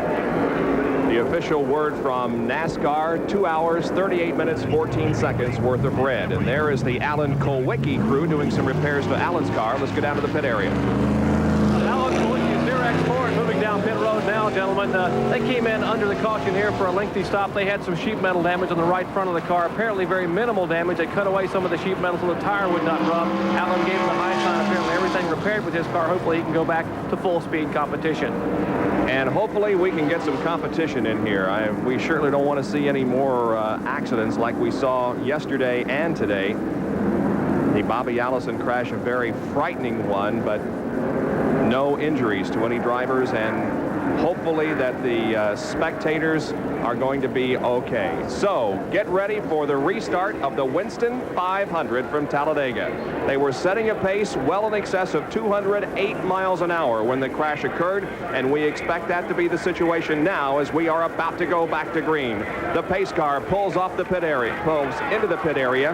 Benny Parsons will lead them down toward a green flag. Richard Petty is right behind him.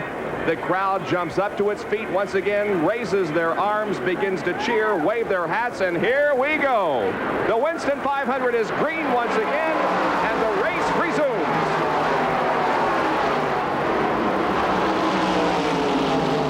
That's Bill Elliott dropping to the inside of Richard Petty. Bill looking for the lead. Here comes Davey Allison.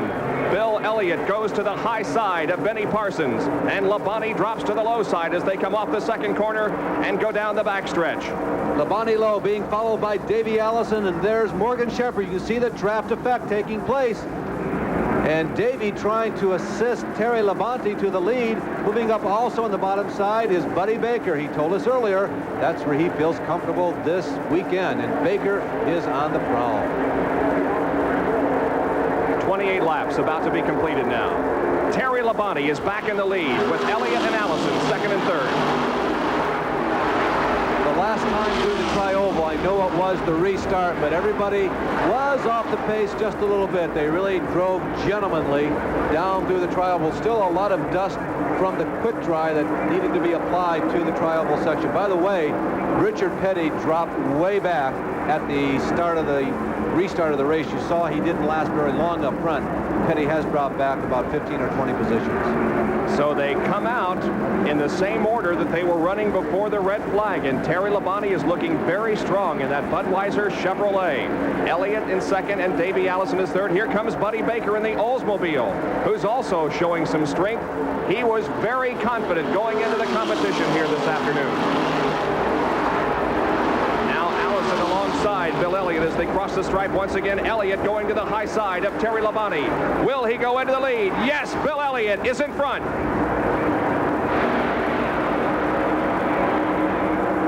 Bill Elliott, the man to beat on the super speedways for essentially the past 2.5 years. The performance dipped a little bit in 1986, but remember that great season back in 1985, 11 victories all on the big racetracks. There is the view out the back window of Rick Wilson's Kodak race car. You can see Benny Parsons right there. Everybody falling in line, trying to find where their car feels most comfortable. Despite the fact that this is a 200-mile-per-hour racetrack, there are 2 or 3 at least different lanes that everybody can choose to race in. Look how fast the wall goes by you when you're running at 200-plus miles an hour. He ran through that area of oil dry and kicked up a little bit of dust, but there's no problem there. The track is completely safe, and no debris or oil is on the racetrack at this moment. Now we swing the camera around, and we'll get a shot from out front of Rick Wilson. He's running in 9th spot, by the way.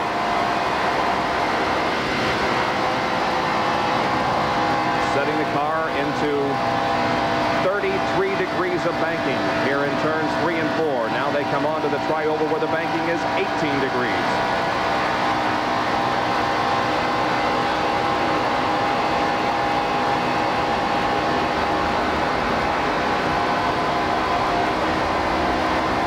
Wilson trying to low groove. There he sets the car low into turn number 1. Meanwhile, it's a 4-car train.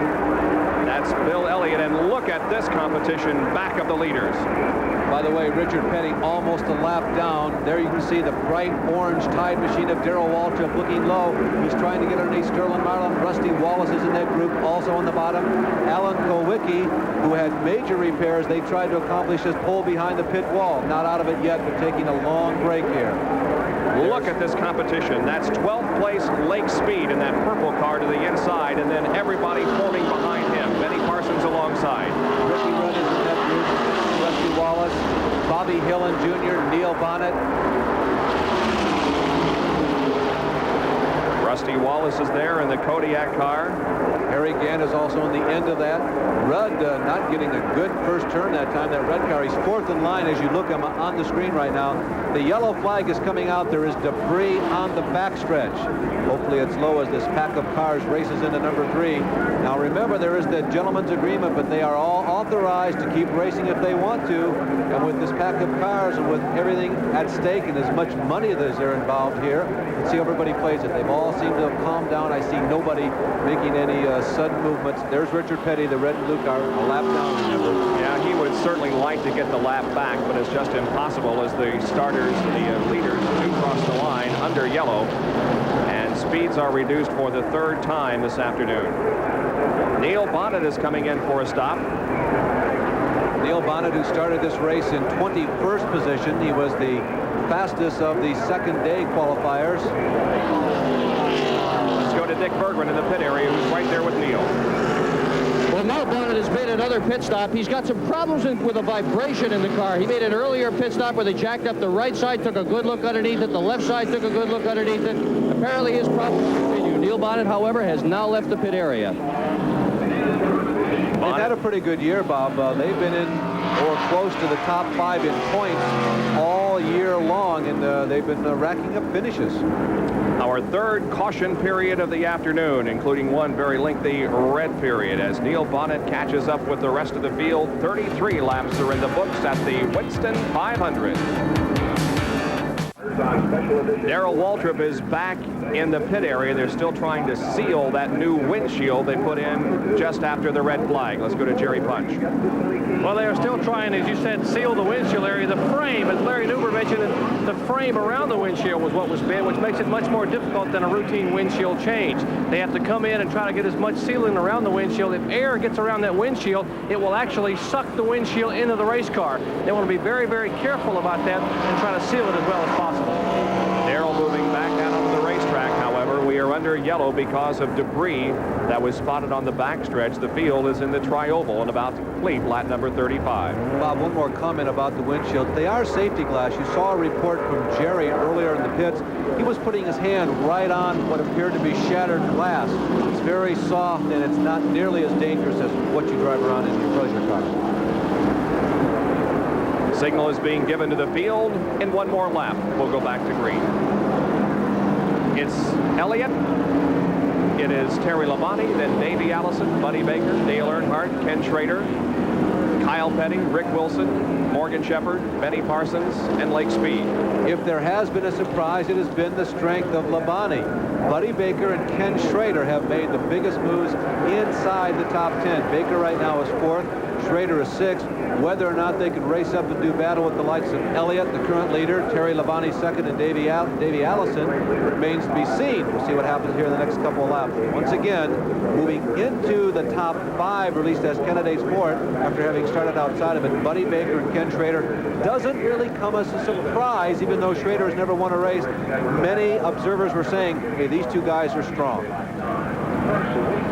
One other little wrinkle about that, Schrader and Baker have spent significant quiet time together. I don't know exactly what that means, but the last couple of days, they look like they are interested in at least assisting each other to get to the front. Let's see if there's any teamwork that goes on there.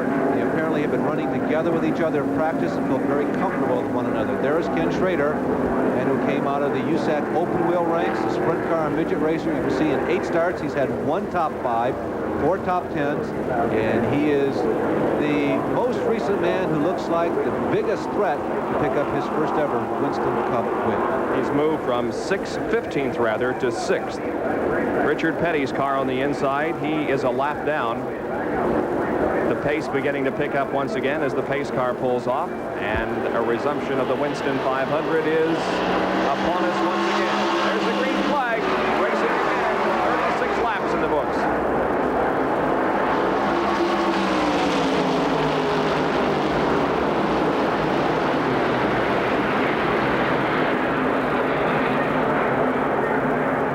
Elliott, Labonte, and Davey Allison. Then Buddy Baker and Dale Earnhardt. Richard Petty, the slow car to the inside. Now moving in line with the rest, but Richard is a lap down as Buddy Baker moves around him, and so will Dale Earnhardt.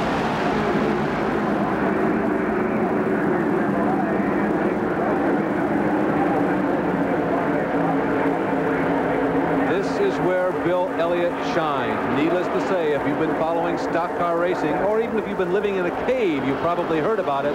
Bill Elliott does very well on these big racetracks. Daytona and Talladega have been his specialties. He is the one that everybody is pointing toward. Well, our ESPN schedule has been certainly affected somewhat by the long red flag period. We're going to take this break and be right back with more from Alabama International Motor Speedway. At Talladega, it's Bill Elliott leading Davey Allison. Yep, and they pulled away a little bit, not substantially, but a little bit from Buddy Baker. Buddy may well be driving his own race. Right behind this trio, it's Ken Schrader, Dale Earnhardt, and Terry Labonte. Baker is the interesting character in my mind in this leading trio. You can see he's holding back just far enough that he's not in the picture. As we pull back there, you see him. He's now maybe 10 car lengths at speed behind him. Buddy Baker knows how to win at Talladega. Don't count this man out. He is hungry for victory. Look at him running right down there at the bottom of the racetrack. It's not necessary to do that, but if the car sticks down there, he doesn't abuse his machine as long as it runs carefully down there and smoothly. He's not abusing it quite as much as the other people up in the banking and also the quicker way around. I suppose it gives you a touch better gas mileage. That's not important. Not enough. Now the Oldsmobile beginning to catch the two Fords who have taken off into the lead, Elliott and Davey Allison. They're running right together on the racetrack, and the Oldsmobile of Buddy Baker is beginning to catch up. But the two Ford products well into the lead right now here at the Winston 500. This point in the race, not much strategy, not nearly as much as in the second half. You try to measure the leaders and find out what kind of pace they're running and make certain that you are at least capable of following along with the leader, whoever it might happen to be, and just keep pace with them. As you get to the second half of the race, you can start doing some more realistic experimentation. Where does the car run? Can I run up along the wall if I have to? Can I run way down there to the bottom like I would like to, like you see Baker doing right now?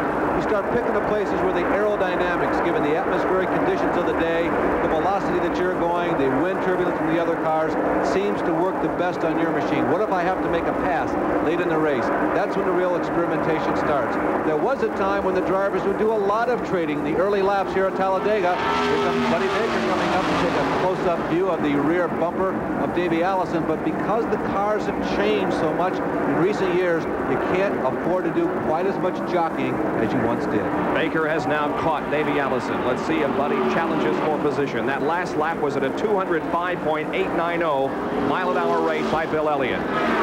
Here he comes, leading the trio. Elliott, Allison, and Buddy Baker. 205, probably a little more realistic. The early laps when Bill Elliott was streaking away, remember he was going 209. Is it possible that Elliott can go 209? He's out of the throttle for just a bit and allowing everybody else to kind of be teased. Back in fourth position is Dale Earnhardt, who is leading Ken Schrader and Terry Labonte. As you can see, some hand signals being exchanged out there on the backstretch. Dale taking that car also to the bottom of the racetrack as he tries to hold off the challenge of both Schrader and Labonte. Labonte going to the low side of Schrader and picking up that spot as Kyle Petty is watching. What that four cars right there is trying to do, and what Dale was probably signaling for to Labonte and Schrader and Kyle Petty, he does not want the three leaders to get away even at this early stage of the race. Dale has been trading positions with Terry and with Kenny Schrader, and he is probably attempting to communicate to them, hey, the more that we race with each other, the further away those three leaders get, so let's stay in line. I don't know if Terry did exactly what Dale wanted to do in the last lap. Here comes Terry. Terry wants to go around Dale. Dale would have liked the four of them to stay in line and go up and catch the three leaders, but Terry says, hey, I think I'm the strongest car in this bunch. I may not need your help. I'm going to pass everybody. I'm going to go up and catch the three leaders on my own. Well, that will look like an old-fashioned slingshot move, although the slingshot isn't nearly as effective as it used to be. But he sure used it going around Dale Earnhardt there at the end of the backstretch. And we're going to get a clock on Bill Elliott to see exactly the speed that he is turning here. Bob, it's too early to be saying, well, so-and-so is in charge of this race. But if there are two people who have a little more say in what's going on right now and are in just a little more control, it would be, in my opinion, Elliott and Baker. If you just joined us, we were 2 hours and 38 minutes in a red flag because of a Bobby Allison crash that tore down some fencing separating the grandstand from the racetrack, and we are back underway now, and we have run 46 laps of this race. We are timing the pace of leader Bill Elliott. Davey Allison is tucked in right behind him, and Buddy Baker is following in third. And there is the lap time of Bill Elliott. It is 46.2 seconds for 2.66 miles. That translates to a speed of 207 miles an hour. 207.28 as a matter of fact for Bill Elliott. So he picked up a couple of miles an hour, and when we timed him on our stopwatches just a few laps ago. They have put a lap on last week's pole setter, Morgan Shepherd. Morgan Shepherd is now a lap down. Comment about Davey Allison. Continues to run in second spot. Had a long conversation with Joey Knuckles, his crew chief, yesterday, and they are very calm and collected. They don't sense any pressure at all. They just want to go out and do the best that they can, given the conditions for every race. No pressure to be rookie of the year. No pressure to go after points. They're really a pretty confident crew. They're constantly trying to give Davey some intellectual input as to how to approach these races. Joey Knuckles is a very experienced crew member, very experienced crew chief, and if anybody can help out a young man like Davey, Joey is certainly one of the people. Well, Davey is certainly hanging right in there with Bill Elliott, not letting him get very far away. The pace of the race, as we saw, was about 207 miles an hour. We talked to Bill earlier about that. You've had a lot of practice here, Bill, and a lot of laps, and the practice sessions are critical, but race pace. I mean, a lot of people are saying that the pace, because of the heat, may not be as quick as people want it to be early on. And you qualified 2:12, but what do you race at, and what kind of pace can we expect to see? Well, I look at it in seconds-wise, probably between a 46.50 and a 47 flat. I don't base it in miles per hour. I just look at the stop loads, and then the fans can compute it into miles an hour. But from what I've seen race pace here before, it's been between a 46.50 and a 47 flat. Can you imagine running a race with about 35 other cars out there on the racetrack at 207 miles an hour? Either way, either in clock time or miles per hour. That is very rapid. Let's put it in perspective, Bob. 200 miles per hour. Almost everybody has been in a vehicle on the highway. There's Joe Ruttman. Apparently, he is pulling behind pit wall. Joe in a one-off ride in the ball number 99 for this weekend.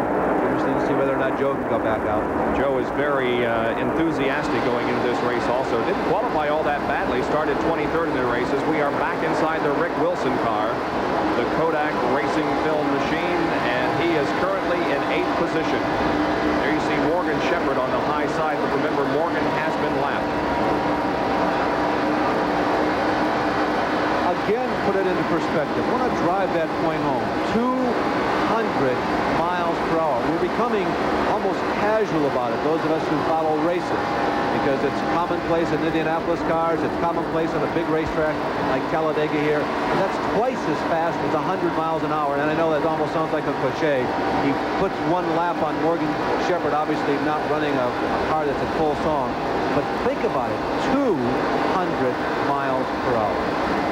And you can see the tremendous difference in speed there as Rick just blew by Morgan Shepherd, who isn't running all that slow, although, as you said, the car isn't up to full capacity. Rick Wilson in turns number 1 and 2 again. Coming out onto the flat backstretch. That's Lake Speed in number 83, right behind Rick Wilson. Rick Wilson likes this racetrack, Bob. He doesn't run every race on the trail, but he likes high-speed speedways, and here at Talladega as well as at Daytona, Rick Wilson may someday soon win a race. Davey Allison, once again, looks to be in a very strong, challenging position to Bill Elliott. He dropped to the low side of the racetrack, or at least looked low, going into turn number 3, and now he does the same thing going into turn 1. But Elliott hangs on to the lead, and Buddy Baker is also right there in 3rd position, following Davey. remember, part of the legend of Talladega, dark horses winning, oftentimes the first win of their career. He is certainly not a dark horse right there. Buddy Baker, once one of the acknowledged masters of Talladega. Still one of the acknowledged masters of Talladega. He may not run every race on the schedule, but when they line up and drop the green flag on a super speedway, Buddy Baker has got his act together. And it doesn't make any difference if you won 5 of 7 or 1 of the last 50. You have to think in terms of, well, how do I beat Baker? He's always going to be one of the top 5 guys. Now, people who fit into that category of those who might be considered dark horses, maybe you don't think of them as wins, might be somebody like an Allison or maybe even a Sterling Marlin, but there are several others in the field. Terry Labonte now is catching up to the lead draft as he is within a few car lengths of Buddy Baker. Baker to the inside of Davey Allison. Let's see how this shakes out going into turn 3. Both cars drop low on the racetrack, but Buddy stays back in third. But look at Terry Labonte, who's high on the racetrack in that number 11 Budweiser car, and now it's a 4-car battle.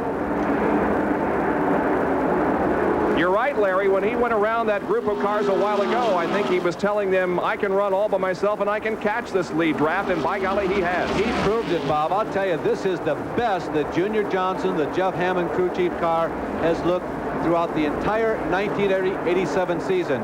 There is Labonte looking at Buddy Baker. Labonte in the double-digit 1 and Baker in the double-digit 8. A couple of veterans now of NASCAR racing. Of course, Buddy Baker's been around for quite some time. And Terry Labonte, one of the new stars of the last decade. Look at how close they are during drafting. That's Lake Speed in the Wins car right behind Rick Wilson, and some major league drafting going on here.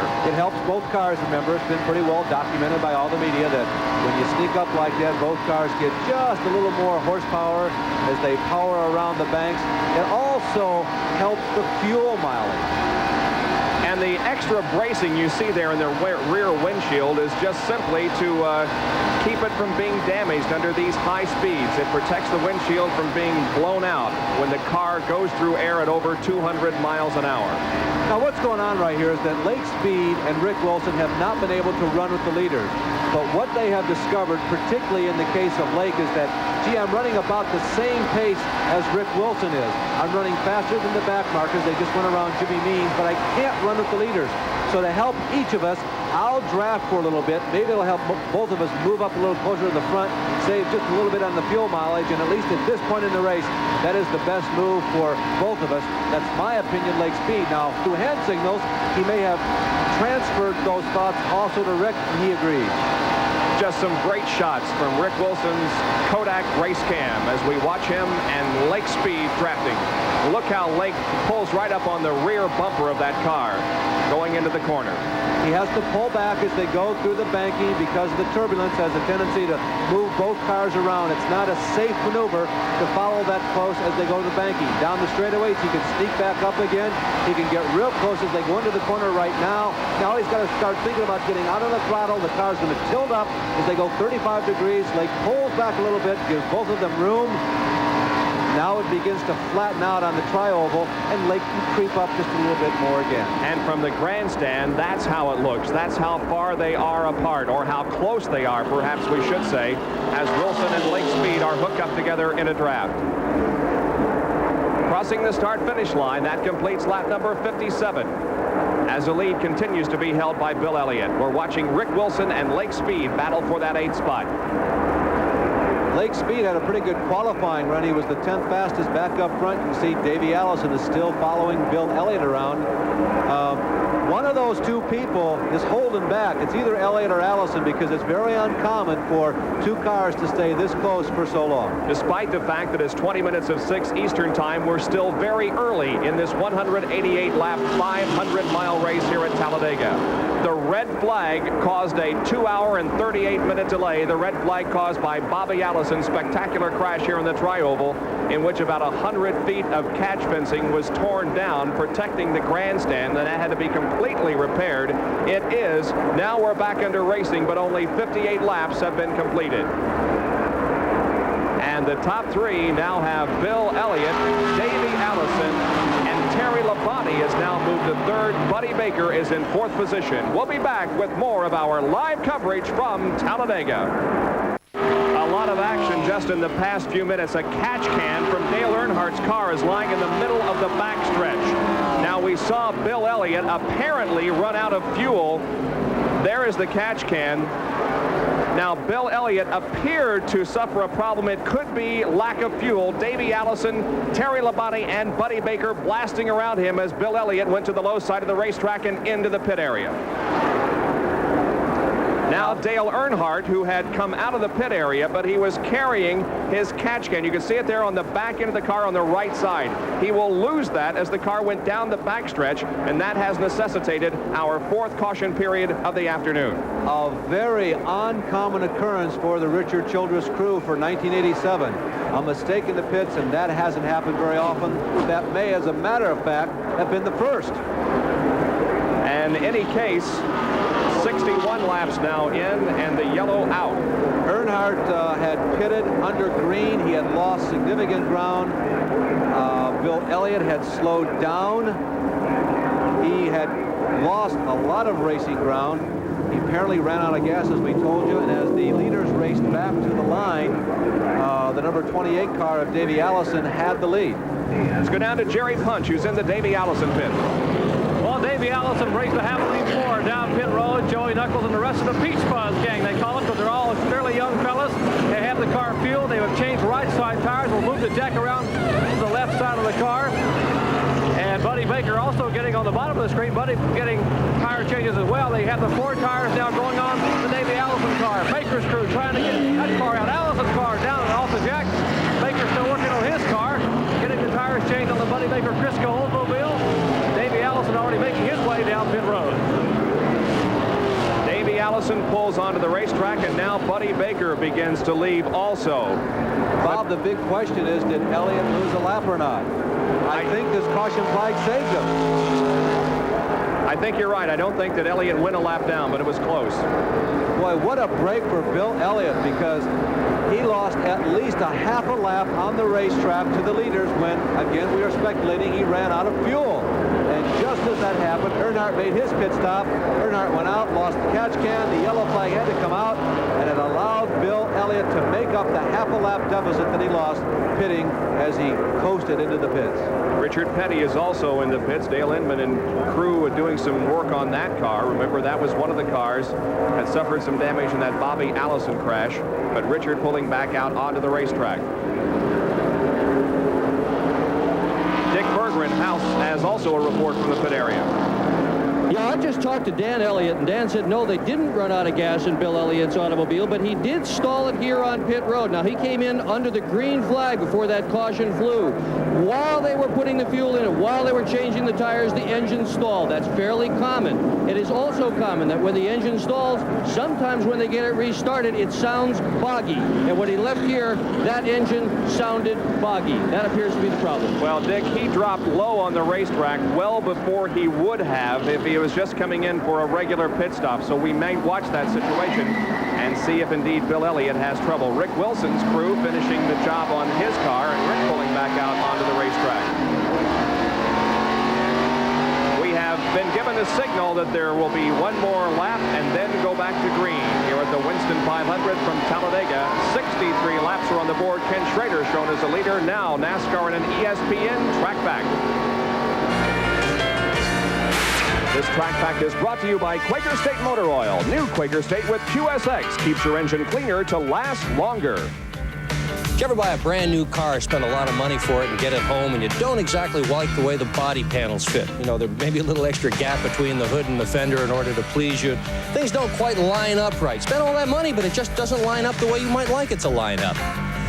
On the other hand, if you want to buy a car that's got body panels that fit perfectly, write yourself a check for $75,000 and buy a Miller American Buick like Bobby Allison is driving today. Look how nicely this hood fits. The door is all perfectly welded in, molded in, and formed in.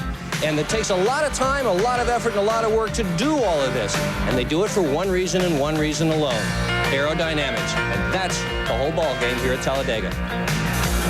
Well, unfortunately, Bobby Allison's car does not look very aerodynamic now. He was the individual involved in a very spectacular crash here in the Tri-Oval on lap 22. We were down for 2 hours and 38 minutes to repair some fence. We are only 63 laps into this 188-lap event, and the green flag comes back out once again. The leader is Ken Schrader. Ricky Rudd moving alongside him, but Rudd is a lap down. Davey Allison there in the black and white and gold number 28 is in second, and Buddy Baker in the 88 car is third. Schrader has given indications that he could be one of the stronger cars in the field, so now he has an opportunity. Davey Allison tucks right in behind him. They go underneath the 64 car. Connie Saylor driving for Elmo Langley this week. Buddy Baker follows through. Kyle Petty is the fourth one in line. They come out of corner number 4 and into the tri-oval once again. Look at the field, all stacked up behind the leaders. As they come through, it is still Ken Schrader from Benton, Missouri, now showing the way. We've had 8 lead changes among 6 drivers already.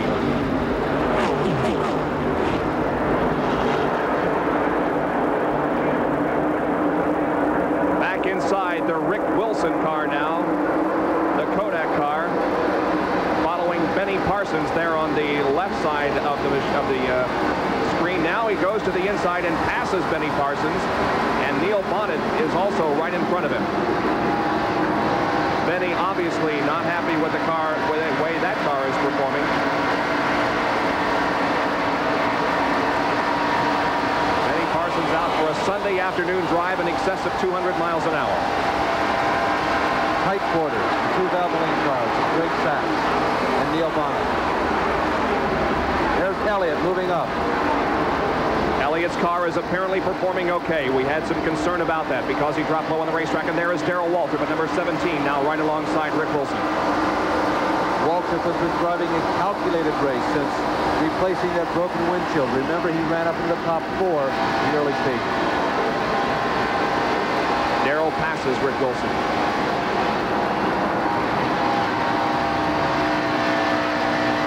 Into the 33 degrees of banking once again. Connie Saylor at number 64 to the left. Darrell Waltrip ahead. And the lead now belongs to Davey Allison. Buddy Baker is second. Ken Schrader back to third. Bobby Hillin Jr. is running fourth. Remember, he's won his only Winston Cup race here on this racetrack. Bobby Hillin Jr. was the best overall performer in the 2 races a year ago here at Talladega. He had a 4th in this race in the spring, and he won the midsummer race. 1st and 4th a year ago. Best performance of everybody. Now Dale Earnhardt is also caught up to the lead draft. He goes to the inside of Bobby Hillin Jr. and passes Bobby easily. Now he'll go outside of Ken Schrader as that Chevy handling well for Dale Earnhardt. He's 4th. But look at Terry Labonte and Kyle Petty also catch up to this lead draft. Kenny Schrader leading the 5 cars behind Buddy Baker, even though he has never won. Look at the competition out there. 4 abreast going into turn 1. Unbelievable. Passing lap traffic. Elliott leading the group. There's Sterling Marlin. He's in second of that group. Then comes Waltrip. Rick Wilson carrying our onboard camera. Benny Parsons out back, and Dave Marcus on the high side of that group. Marcus in the 71 Lifeboy car.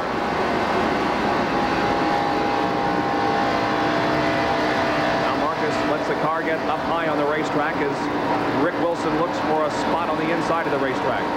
Back in 1976, Dave Marcus was one of the winners here at Talladega. One of the places where the... Oh, an engine is blowing. It's Davey Allison. No, it's Buddy Baker. Buddy Baker's engine apparently has gone sour. A big puff of smoke and vapor from that car. And Buddy Baker's afternoon may be over. He's at the very high side of the racetrack in turns number 1 and 2. There he is. Trying to stay out of everybody's way. That was the best place for Buddy to go. Yeah, you might say, well, what if he's dropping oil? Isn't that dangerous? No, Buddy was right up on the top of the racetrack. And because of where he was positioned when the motor went away, that was his best move to move up there. There he's signaling everybody behind him that he's going to the inside of the track, and Buddy Baker just with an unbelievable job of driving to keep that car high on the racetrack, out of the groove itself, and keeping everybody out of trouble. Back to the yellow they race, and it is Davey Allison now leading. Earnhardt is going to be second, Hillin third, followed by Terry Labonte, Ken Schrader, Kyle Petty, Bill Elliott, and Greg Sachs. For a lot of reasons, Bob, I'll tell you, I wish that Buddy would have had an opportunity to run this entire race. His last win was Daytona in 1983, and I felt he had a good chance today. There's Neil Bonnet. He takes this opportunity under yellow to stop briefly. They're going to have to check the track for oil or other moisture on it before we go back to green situation. We're on lap number 70, and this is our 5th caution flag, caution period of the afternoon. A year ago, Buddy's best finish in NASCAR Winston Cup racing was right here at Talladega. He got 3rd in 1985. 2 years ago, he was 4th on 2 occasions. As we told you, his last win, Daytona 83. That was his 19th career win. One of the stalwarts of super speedway racing in NASCAR. Harold Kinder displaying the yellow flag. Boy, he has had a unbelievable afternoon already, as the Bobby Allison crash occurred about 10 feet from him, and Harold had to be concerned about Bobby Allison's car actually coming up into his starter stand, but it did not. Now Dale Earnhardt makes a pit stop. Kyle Petty jets in. A little early for a pit stop, but when we're this early in the race, if something is just not right, you've got to take that opportunity to come in. There's a possibility here that's going to put several people out of sync, that if this race happens to go mostly green for the rest of the day, could provide some interesting moments of decisions that have to be made as we get down near the end. It's a 24.3-second pit stop for Dale Earnhardt, who goes back out onto the racetrack. Marcus was in. We saw Ricky Rudd sitting down there, Richard Petty again, and Dale Jarrett. Earnhardt going for 5 consecutive victories in Winston Cup competition here this afternoon. As we are under caution once again, we'll be back with more from Alabama International Motor Speedway in Talladega. Looking at 46-year-old Buddy Baker, who just climbed out of the Crisco Oldsmobile. And Buddy, you really had the car humming today. Oh, it was running super good. I was biding my time, and right before the last caution, I felt a little heat on the back of my neck, and I knew something was going on with the gear, but we were effortless. You know, car would close up when I wanted to. I was just sitting there riding, and I think we're used to locker here, not a locker, but a ratchet gear. And I think it's the first time I ever run one here. I got talked into it at the last minute because of the bad pit stop at Daytona, and I think it just got so hot it tore the ring gear up. You did a heck of a job just to hang on to the car up there in the banking.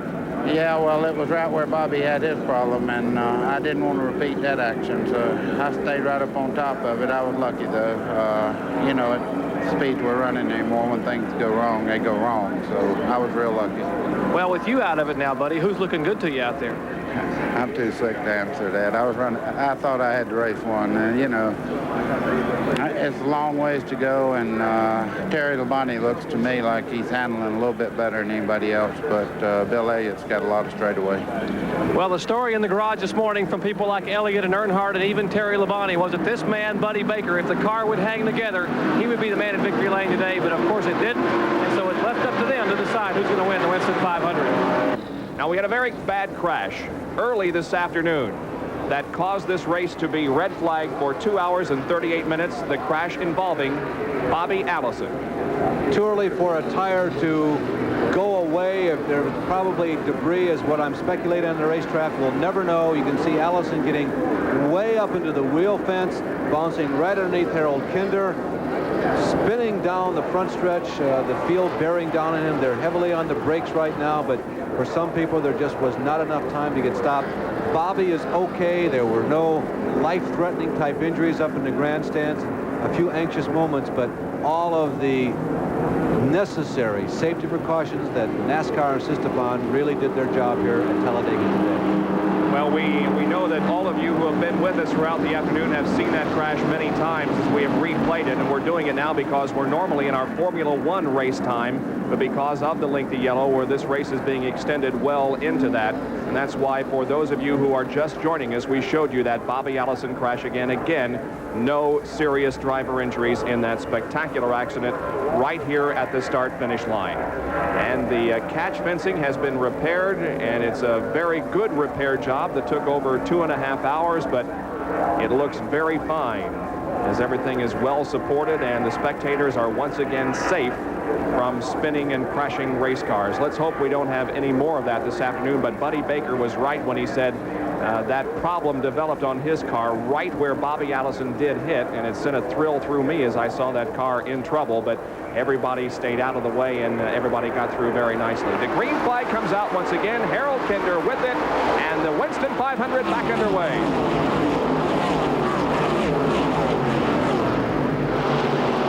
Bob, that last caution flag caught a lot of people at the wrong time. Suddenly, about 4 or 5 cars that were on the lead lap are now 1 lap down. There are the leaders. Davey Allison on the left. There's Bobby Hillin Jr.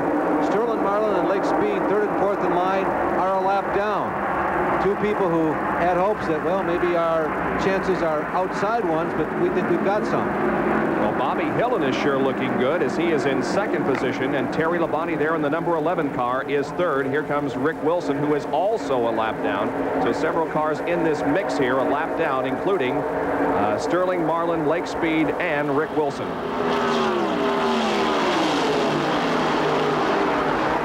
So Davey Allison finds himself in front of this snarling pack of 3,500 horsepower, 3,500 pound, I beg your pardon. It seems like 3,500 horsepower here at Talladega. And Davey Allison has some interesting decisions to make. You can see the advantage between 1st and 2nd, and then 2nd in the rest of the field. Davey has got to decide suddenly for himself, gee, how fast do I want to go? Inside Rick Wilson's Kodak car once again. That's number 17, Darrell Waltrip right ahead, and the Wins car driven by Lake Speed also ahead of Rick Wilson. Waltrip has remained on the lead lap. Earnhardt out of the picture, but just behind you, also on the lead lap, and I'm pretty sure that number 9 car, he's also up there too. Be rest assured that Bill Elliott appears to be in control. There's Earnhardt. There's Dale Earnhardt also passing Rick Wilson on the high side, going into turn number 1. There goes Greg Sachs in car number 50. So obviously, Rick Wilson's car is not up to full song, but look how those cars bounce around as they're in the 33 degrees of banking. Look at that, almost out of control. An example of the buffeting we told you about.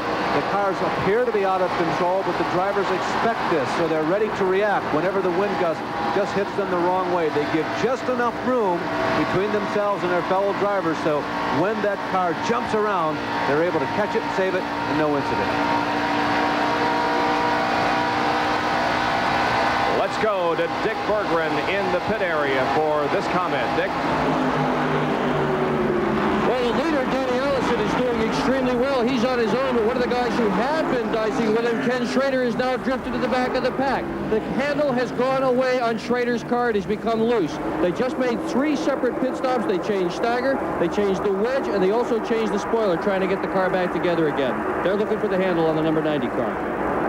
Well, that number 28 car of Davey Allison is really hooked up, and he too is working the low side of the racetrack. He's the leader at this moment with 77 laps completed. And coming around now in 2nd position is going to be Terry Labonte. Once again, stagger. There is Schrader. Dick was just talking about that. The stagger is the difference in the size, the circumference of the outside tires and the inside tires. Wedge refers to the ride height, basically, of the car on the 4 corners, and the spoiler speaks for itself. It's a little thin piece of metal that runs across the trunk lid. Depending upon what angle you put it at, it either gives you more downforce or less and helps that car stick to the speedway. Ken Schrader there on the inside of Ricky Rudd. Rudd is a lap down. The car ahead of this group, the number 27 car of Rusty Wallace, is on the lead lap, shown in 11th position. There's Rusty in the number 27 car. That's Harry Gant also there in 33. He is a lap down. Close competition as always at Talladega. Although the lead changes story did not occur as dramatically as it once did, but you can still see very good competition. Despite the ultra-high speeds at Talladega, the wind whips around this bowl of a racetrack and has a tendency to allow the otherwise slower cars to keep up with the otherwise quicker cars and makes for closer competition. Neil Bonnet in number 75 is on the lead lap. He's in 3rd position behind Terry Labonte. Look at the interval that has been opened up here by Davey Allison as that Haviland Ford is leaving everybody in the dust, at least for the moment. They enter the tri-oval once again. That's Dale Earnhardt, who has moved into 4th position. behind Neil Bonnet and Terry Labonte. Bobby Hillin follows. This is not the first time that Davey Allison has been behind the wheel of a machine in the 1987 season that showed to be a real candidate for the win. But as this race continues to unfold, as laps pass by, it's becoming his best chance. Dick Berggren is with Joey Knuckles, who is the crew chief on the Davey Allison car. Joey, you guys seem to be just taking off from the rest of the field. Aren't you concerned you might burn the car up too early? Well, we were tight at the beginning of the race. The pace that we're setting right now is about the same as before Bill got stuck back there in traffic. Davey says he's really not running that hard, but you know, maybe we'll talk to him in a little bit. He's a pretty upsy and gutsy guy, and he knows what's happening, so we're in real good shape. This Texaco Havoline Ford Thunderbird, we're going to the front and staying there, hopefully. You mean that car has more muscle than you're showing now? I can't say. He's going to be great. By the way, the crew chief and the driver were childhood buddies. They always wanted to race together, and here they've got their chance. Well, that was certainly going to be my question. If he has more left in that car at the pace he's setting right now, he has a handle on this field. Bob, this is a big assignment for Joey, but based on what I've seen of this team so far in 1987, I'll bet they're pretty much in control. The assignment for Joey, and that is to not ride herd on Davey, but keep talking to Davey, keep giving him updates as to their progress in the race, where the rest of the field is. Keep in mind, Davey, this is a 500-mile race. We are going to go significantly more than 150 laps. That's Joey's job, to help keep this young driver informed so that Davey can concentrate on the lap-by-lap, turn-by-turn action out on the Speedway. Davey Allison's last lap was 207 miles an hour. Now Terry Labonte has broken away from third place and is beginning to reel in, although slowly, Davey Allison, the leader of the Winston 500. We are live at Talladega, Alabama. They're the top 5, and we'll be right back. NASCAR celebrating 50 years in auto racing from 1948 to 1998. Davey Allison races down the backstretch here at Talladega, and Davey Allison is virtually running away from the field at this moment, but we are still early in this race. Bob, the lead stretched from 3.5 seconds to 4.1 seconds, and now it's up above 5 seconds. So Davey Allison is disappearing in the sunset. You know, it's been our tradition here on ESPN to follow the good battles, and boy, Davey Allison is not in any battle whatsoever. He's running away from this field. Terry Labonte is in second position. The crew chief on this car, of course, Junior Johnson. Here's Jerry Punch. Well, we're in the Budweiser pits with Junior Johnson, and Junior, Terry seems to be running pretty well out there. You're pretty pleased with the way the car is running right now. Right now, Jerry, we feel like we're in real good shape. We just need to get back with Allison and Bill Elliott and stay there. We've been getting separated from them during pit stops, but to be here around the finish and be up there to have a shot at win, we need to get back with them all. You got to be pretty impressed with young Davey Allison. It was you that gave him his big break here last year at the Talladega 500, and where a lot of people saw what he did by driving your car, substituting for Neil Bonnet. With our car here, we was pleased with him, and you know, if we helped him along, I'm glad of it. He's doing a real good job right now. Well, they say Terry Labonte is back to 100% healthy now, so that looks like he's doing real well. In fact, the Budweiser team has been told already that Darrell Gwynn and Kenny Bernstein have already won in drag competition this weekend at Rockingham. They'd like to make it a clean sweep for Budweiser here in racing. Well, right now, Terry has a bit of an assignment to catch Davey Allison, who has pulled away rather significantly. Now, here are some non-Winston Cup winners. Davey Allison started third, is running first. Sterling Marlin started 7th, is 12th. Bill Parsons dropped out of competition after being involved in the Bobby Allison crash. Blake Speed started 10th, is running 14th. Ken Strader started 15th, is running 11th. Rick Wilson started 27th, is running 13th, and Alan Kowicki has dropped out with mechanical problems. But those are 7 drivers that have never won a Winston Cup race, but some of them that are still in contention here this afternoon. And Schrader was the last one on the lead lap, and the first one on the lead lap, I guess you'd say reasonably in contention, is our leader, Davey Allison. He looks strong, and most importantly, he looks smooth. The lead is now stretched, Bob, by the way, to 6.18 seconds. Well, perhaps Davey was somewhat inspired when he saw his dad crash, the defending champion of this race, and Allison perhaps thought then, well, there's going to be an Allison in victory lane anyway, and it's going to be me. Once again, from the rear of the Kodak car, driven by Rick Wilson, that is Ken Schrader following. And, of course, the job for Schrader is to hold on as tenaciously as he possibly can to the lead lap. This is not a time for heroics for Ken Schrader. The machine is just not working. The chassis, the stagger they particularly have on the car right now, they're just not in harmony. So Kenny is trying to stay out there and hope that the pit stops come up or a brief yellow flag happens so he can duck back into the pits and stay on the lead lap and stay in contention for the win. Schrader drops to the low side of the racetrack and now pulls right alongside Rick Wilson. Schrader right beside the Kodak car. Look at the work that the driver must do to maintain control at speeds in excess of 200. Kenny Schrader, he certainly is one of the most versatile drivers in America today. He still likes getting in all types of equipment. Remember again that many of his early successes behind the wheel of a race car, he's giving a wave to Lake Speed. He's asking Lake to follow him. He waved to Lake, and Lake did not drop in behind him. I think that they miscommunicated there. Schrader almost ran into the back end of the car. Watching the action from Rick Wilson's machine. That's Lake Speed now right behind him. Ken Schrader is to the inside of the racetrack. And Rick Wilson is running in 13th. Lake Speed is 14th. So this is a battle for 13th spot. Lake Speed and Rick Wilson.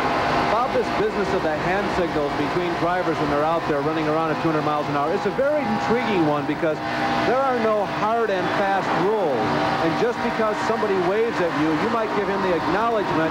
That doesn't mean that you are obligated to follow suit and do what it looks like it was indicated to be done. As you can see the situation right there, Lake Speed as he darts down to the inside of Rick Wilson after trailing him for the last couple of laps. Does he have the advantage? Well, no. Rick is holding on. Oh, they get very close going through turn 3 and 4. Just not enough momentum to get by that time. Oh, we have a car spinning. It looked like Harry Gant. Car spinning is Harry Gant to the inside of the racetrack. Now he goes up into the banking and another car collides with him. Heavy contact with the wall in turn number 4. Looked like Ricky Rudd. The paint job looks like Bud Moore's number 15. There's Harry who started it. He was spinning down on the bottom of the track near the apron. He was racing with Ken Schrader. We could not tell from the angle whether or not there was contact between those two cars, but Harry Gant, the black lug, continues. That is a badly damaged race car. Ricky Rudd coming in heavy contact with the wall. He was actually pinned against the wall by Harry Gant, whose car slid up the banking after spinning low on the track. Ricky is moving around inside there, Bob. The signs look good here. He looks like he's trying to find a way to get out, looking for the connections on the window net. He drops the net down and now on buckling, and Ricky Rudd decides to wait it out until the safety crews get there. This is Harry's second accident of the year.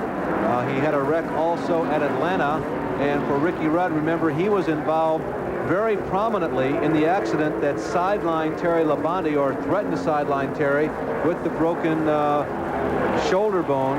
This is the third accident that Ricky has been involved in this year, and those have not been his fault. 6th caution period of the afternoon, and once again pit stops being made. Work done on Dale Earnhardt's car. They changed rubber on the right side, and now they're changing rubber on the driver's side of the car. And the crew wiping off the windshield. Quick pit stop for Dale Earnhardt. Out he goes once again. Bob, I'll tell you, he has not dominated as we look at work being done in the Kyle Petty pit. He has not dominated like he has other races this year, but they are still very much in it. There is Harry Gant, who's crawling out of that race car after he spun in turns number 3 and 4 and then hit the wall. The apron breaks off reasonably suddenly. It's not a surefire thing that you're going to spin out if you drop down below it, but normally you are. Now remember, Harry's car is green and white. Let's see if we can pick it up on the screen. The spin has already begun. There is Schrader just jerking just a little bit to try and get around. And wow, right in Ricky Rudd's path. Ricky was just trying to make the only move that he could, and that was to squeeze between Harry and the track, or the outer retaining wall of the track. and there just wasn't enough room, and more importantly, not enough time. Nowhere to go. Look at the impact. Tremendous. Ricky Rudd hitting the rear end of Harry Gant's car, then coming in contact with the wall, and some badly damaged machinery, but no driver injuries as Ricky Rudd and Harry Gant have both climbed out. And here's the shot that we had on the air. Harry is the third car in line. There he loses it. I'll tell you, it was right directly in front of Ken Schrader, and it was not possible to tell from that angle whether or not there was contact, but the odds would indicate that there may well have been. So Ricky is waving to the crowd, indicating that he is just fine. In fact, turning down a ride to the hospital. He's going to walk back to the pit area. Caution once again at the Winston 500. One of the cars that has suffered some damage in this Harry Gant-Ricky Rudd accident, Ken Schrader's. You can see a hole in the front of that car. It'll obviously affect its handling and performance. But Ken Schrader was not directly involved in the crash. Harry Gant and Ricky Rudd having a collision up in turn number 4. Both of those cars out of the race as Ken Schrader comes in for a pit stop. Not directly involved unless you consider that being one of the catalysts of it makes you involved directly or indirectly, Bob. But I'm convinced now that there was contact between Kenny and Harry Gant down on the bottom of the racetrack. We could not tell from the angle whether or not Harry slowed or whether or not Kenny crept up on him. But Kenny Schrader and Gant did make contact, sending Harry into that spin. There's Neil Bonnet. Bonnet making a pit stop here in our 6th caution period of the afternoon, and we are at exactly the halfway point. So 4 hours and about 20 minutes after it started, we have finally reached the halfway point. And again, for those of you who just joined us, the reason this race is going so long is because we were red for 2 hours, 38 minutes, and 14 seconds, a Winston Cup record for red period. And that was because Bobby Allison went crashing into the wall here in the Trioval and tore down about 100 feet of fencing, which separates the spectators from the racetrack. That all had to be repaired, and it took over 2.5 hours. Bobby Allison was not injured. There were a couple of other cars involved, including Phil Parsons and Cale Yarborough. They were not injured also, so no injuries from that serious crash. By the way, the record for the longest red period until today was at Michigan International Speedway. And that record still stands. I think they had like a 4 or 5 hour delay. Finished that race at 9:30. It was an 8.5 hour marathon. Dick Bergen is right now with Ricky Rudd. Ricky, first of all, are you okay? Yeah, I'm okay. I think Harry's going to be all right, too. It looked like, I don't know exactly what triggered it. When I got there, Harry was spinning and came up the racetrack in front of me, and I got into him. By the looks of your car, it was a very heavy crash. Well, it was right hard contact mode there. Stretched my neck a little bit. But he's still a good sport. He walked the whole length of the garage area here to give us the interview. Ricky Rudd, okay after a tough one. Nice young man, Bob, I'll tell you. Ricky's a good guy, and they've had a pretty good season by and large. When they've been able to avoid the accidents, which have not been their fault, they have been a consistent top 5 candidate. Gant's car on the flatbed being taken back to the garage area. Well, let's check our mid-race recap right now. Presented by Napa. The leader at the halfway point was Davey Allison. It was under a caution period, however. The average speed to this point, 154.213. We'd have 7 leaders and 11 lead changes. 6 caution periods for a total of 25 laps. There are some of the cars that have dropped out of competition, including the number 22 of Bobby Allison, who was involved in the accident that caused the red flag. And other cars that have dropped out of competition include Chet Phillip, Jeff Bodine, Bill Parsons, Cale Yarborough, Ron Bouchard, and Alan Kulwicki. Joe Ruttman, Buddy Baker, Phil Barkdahl, Jimmy Means, Harry Gant, and Ricky Rudd have also called it quits for the afternoon. High attrition rate, Bob, and we've already exceeded the normal number of 3 or 4 caution flags at Talladega. It's been a tough day. Rick Wilson getting some service on that car, pulling out of the pit area once again.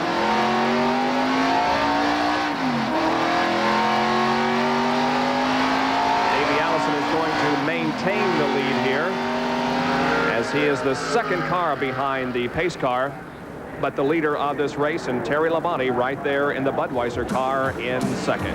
We'll be back with more of our live coverage in just a moment.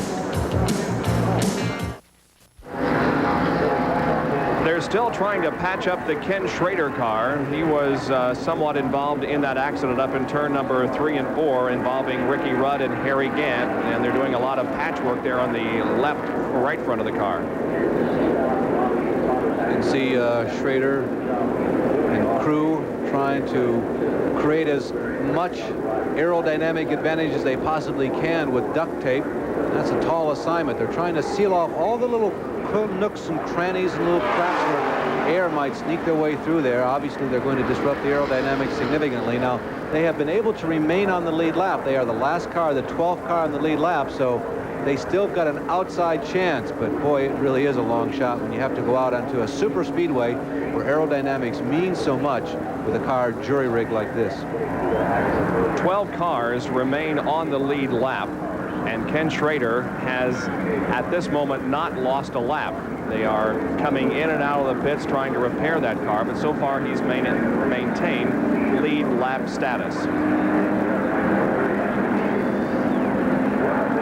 Bob, if there is a surprise among the people who was up there in the top 12, it is a guy who came into today's race that nobody looked toward as a real potential threat to win this race. And I'm not saying just because you're on the lead lap right now makes you a potential threat, but we're past halfway. Ed Pym in the Mike Curb machine is still on the lead lap. I thought that at one point he had dropped a lap down to the leaders, but apparently he's made that up. This is the first official Winston Cup start, although he has attempted to qualify for a number of events. But Ed Pym is in 10th position on the lead lap. We are past halfway at the Big T.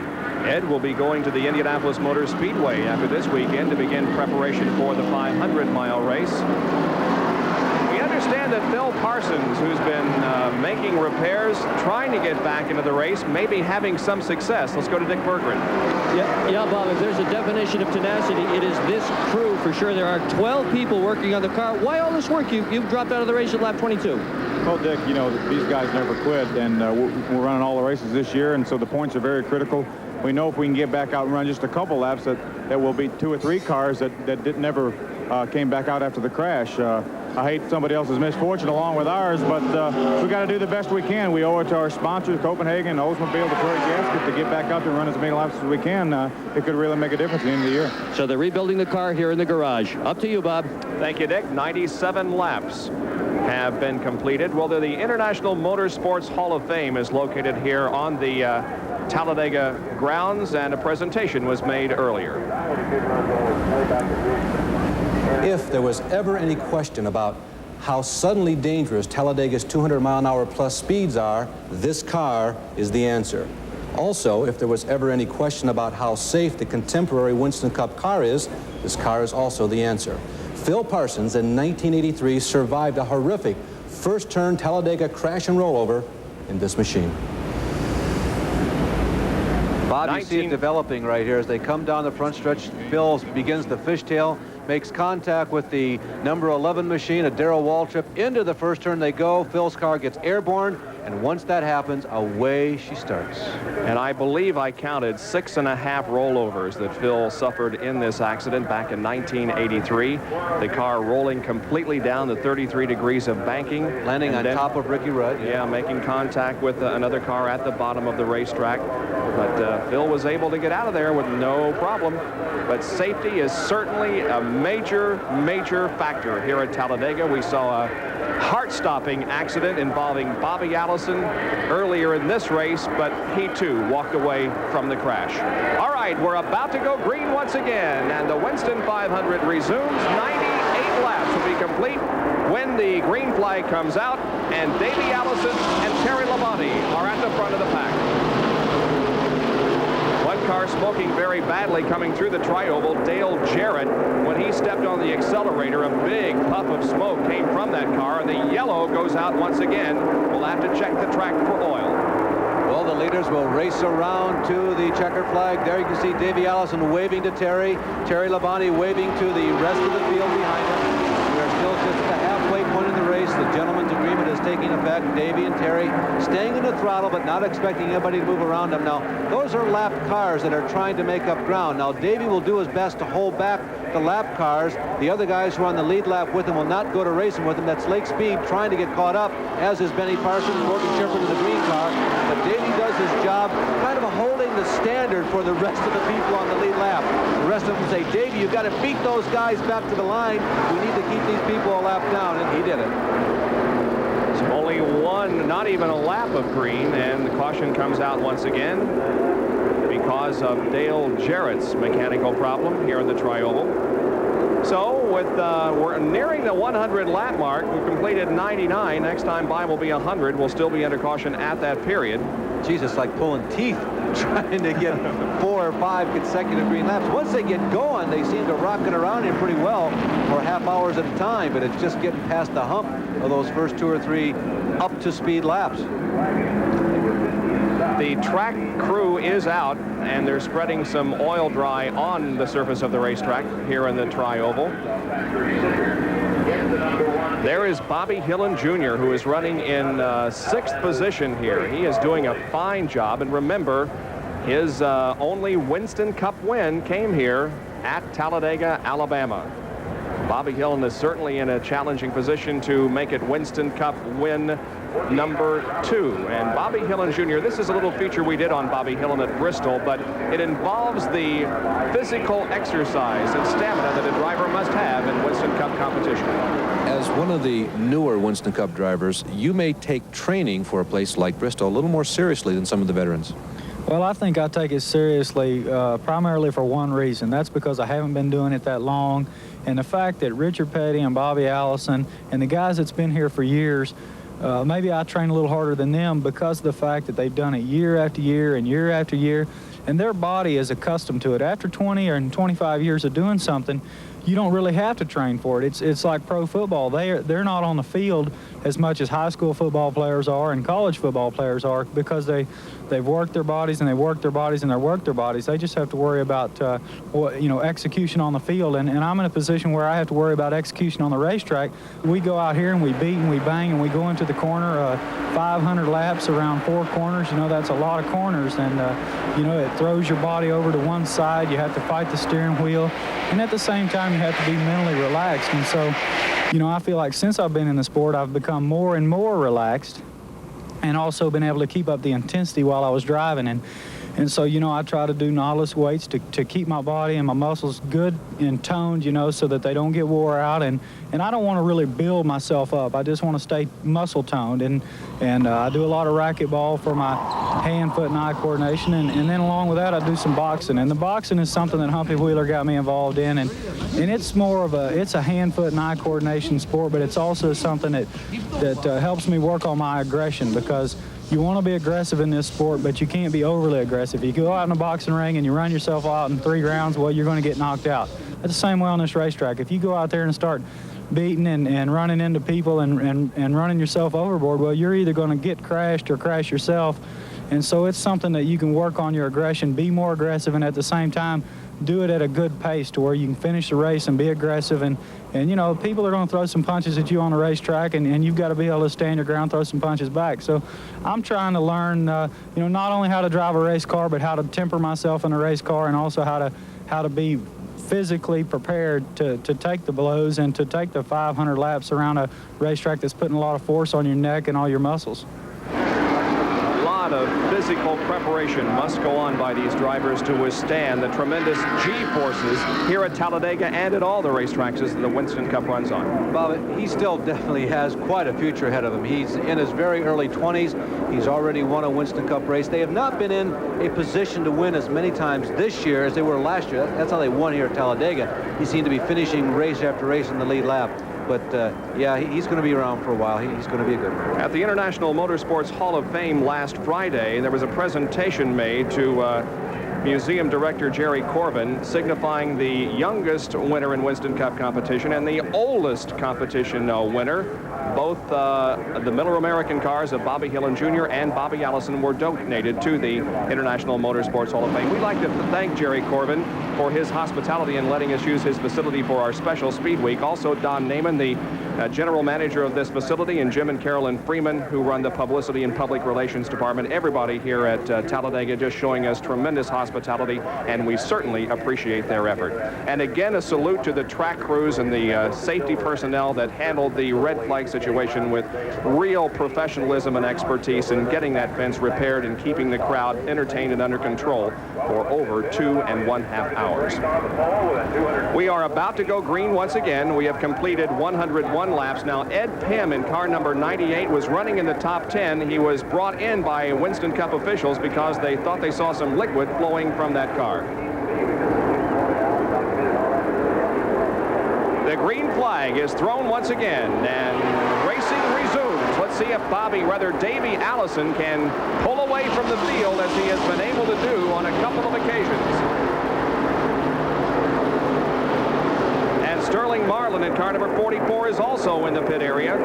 He lost a lap earlier and now moves back out onto the racetrack. Here's the battle on the track itself, however, as Labonte now is very close to Davey Allison and Dale Earnhardt in third. All right, throughout much of this day, most of this day, let's say, it's been Davey Allison and Terry Labonte, the two people up front right now, who have shown the most muscle. Dale Earnhardt is right in it. Bill Elliott is right in it. Now we'll see just how strong Allison and Labonte are. We're to the point in the race where you need to start showing a little bit more of your hand. Not all of it yet, because you still have to worry about the end. But if you have the capability of burying the rest of the field, it's a strong psychological move to show how strong you are. Well, is Mr. Elliott, is he going to go out after Labonte and Davey? It's a strong psychological move now to say, hey guys, I'm in control of this. Just go ahead and put your horns in, because you're not going to beat me today. That can have an effect on people later in the day. Speaking of strong, Bill Elliott looks very strong as he passed Dale Earnhardt. Bob, Dale's hood is flapping a little bit more than it normally should. Now, I don't think it's to the point of being serious, but it was moving a little more than normal on the left side as he went down that backstretch. Here they come, single file in the tri-oval. It is Davey Allison, followed by Terry Labonte, then Elliott, then Earnhardt.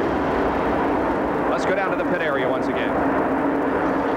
Doctors making house calls. How about a pit road call? Neil Bonnet came in during the last caution. He got some debris in his eye and he couldn't see. Local medical first aid kit, a little bottle of eye wash, and Neil Bonnet's okay. The only thing I forgot to do was get his health insurance card. I wonder if he's got insurance.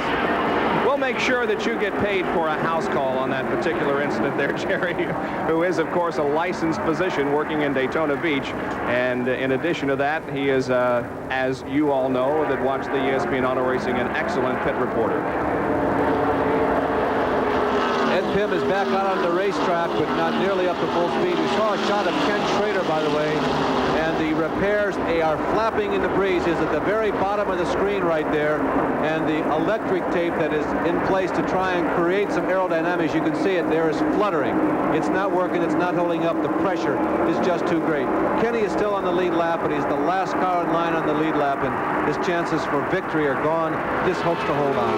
The Valvoline cars running together. There's the green car of Morgan Shepherd alongside Dave Marcus, and then the number 90 car of Ken Schrader. There's Morgan Shepherd moving high on the racetrack and allowing Ken Schrader to pass by. The number 71 car is Dave Marcus once again. Now, the other people that have stayed in that position to win, as we call it, as we watch Schrader, remember, he's still on the lead lap. There's Pym going very slow. Ed got out on the racetrack. We reported that he was in the pit area losing fluids. On the backstretch, he's dropped down below the line. The other people, in addition to the ones on the screen right there, Davey Allison, Terry Labonte, Bill Elliott. Is that Elliott's going in by into second? Yep, Elliott had picked up Labonte into second. In contention to win is Dale Earnhardt. Rusty Wallace is on the lead lap. Bobby Hillin Jr., Darrell Waltrip, Kyle Petty, Greg Sachs as the last green flag went, Neil Bonnet, and we've mentioned Kenny Schrader. And there is Kyle Petty. Benny Parsons is running high on the track, and Kyle Petty right behind Rick Wilson's Kodak car. As we're inside his machine, looking out the rear end of the race car.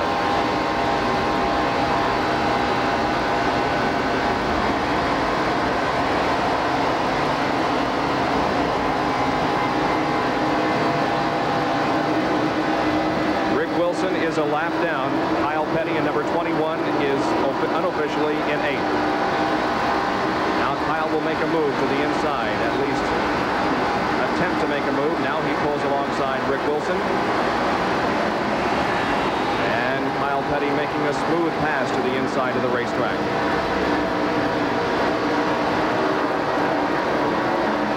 Kyle Petty is currently 8th in point standings for 1987. He's right behind his father, the King Richard, right now. Kyle has won over $75,000 so far in 1987. He had that second at North Wilkesboro. There goes to the inside of Richard. Remember, Richard was involved in the Bobby Allison incident, spinning but not making any significant contact at the start of the race. Kyle was second at North Wilkes, a race that he raced into second. It wasn't given to him. It wasn't because of a late pit stop. It wasn't because of attrition. He was the second best car on the track at the beginning of the race. You know who the first one was.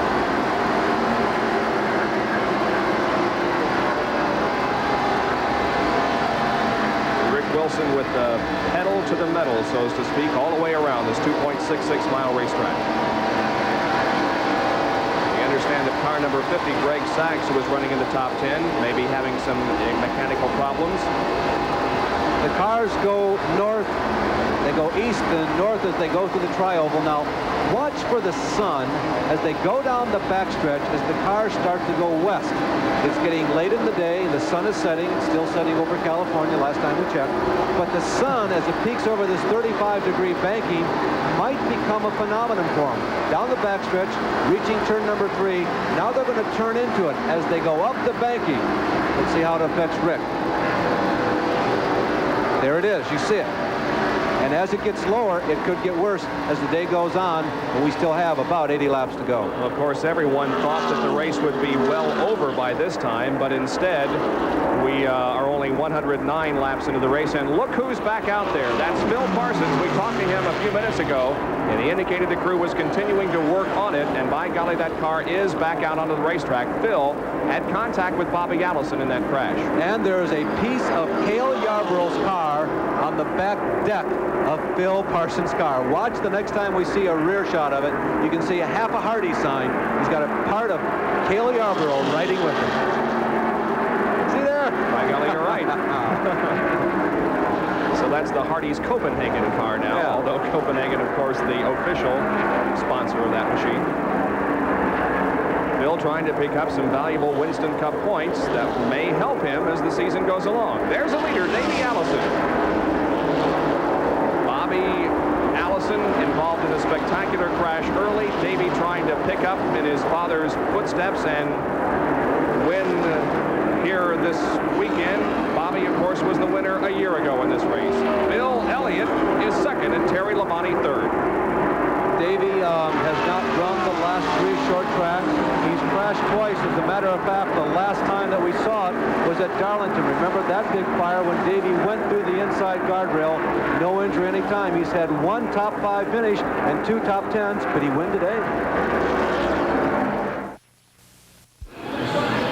We're getting ready for a restart of that Winston 500 from 1987. We'll see that in just a moment. We are here at Daytona, USA. Myself and Benny Parsons as we continue with this NASCAR marathon. And this, of course, is in conjunction with the 50th anniversary celebration of NASCAR. Many events are planned in the next few months. It's amazing, really, Benny, that Davey Allison has been able to run in this race as well as he is. Because he drove by and saw his dad's car there after he got up in the catch fence and saw the car just simply destroyed. But again, Davey Allison has had a lot of success at Talladega. In the ARCA Series, he's won a couple of races here. He knows that he can win at Talladega, and it's his job as a race car driver to stay in there and try to win the race. Well, he's in the lead for the second time at Talladega as we rejoin the Winston 500 from 1987. Bob Jenkins, Larry Newber, Dick Bergman, and Jerry Punch back at Alabama International Motor Speedway, Talladega, for the running of the Winston 500. We're watching a battle here for 8th position. Bobby Hillin Jr. and Kyle Petty. And wow, that was close coming out of turn number 2 down the backstretch. Kyle moves alongside Bobby Hillin Jr.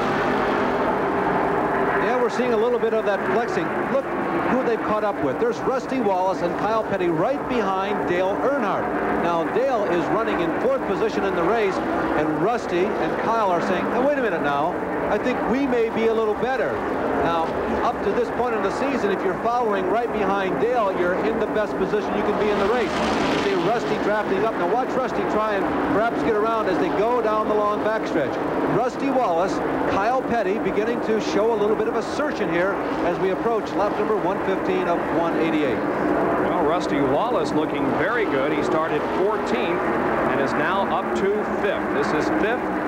4th, 5th, 6th, and 7th here. There's Rusty Wallace in the Kodiak car in 5th position. It's been a struggle, apparently, all week long for Richard Childress, Kirk Schomerdine, and the crew for Dale Earnhardt. They had made some last-minute engine changes, some chassis adjustments yesterday. They had the engine out all day on Friday, and you didn't know for sure that they were having deep trouble or it was just a superficial thing, but we all sensed that they didn't have the superiority that they had in the first 8 races this year. We mentioned a while ago that Greg Sachs may be suffering some problems, and indeed he is coming into the pit area and will be pulling behind the wall. Greg was in the top 10 and running a very strong race. There is Kyle Petty in car number 21. Yeah, race drivers make a lot of money when they're out there on the track, but they earn it, and they also give some of it to other charitable causes. We talked to Kyle Petty about that. Program, a very special program that your sponsor has for some very special kids. Can you tell us about that? Yeah, we did. Most of the sponsors, the major sponsors have incentive programs for the drivers and the teams and the crews and stuff. And, if you win a race, it's a $10,000 bonus. If you win a major televised race like Daytona, it was $100,000. And what we did, we took our bonus program pretty much and put it back into Citgo. And what they did in turn started a Race for Life type deal where they donate the money to MDA.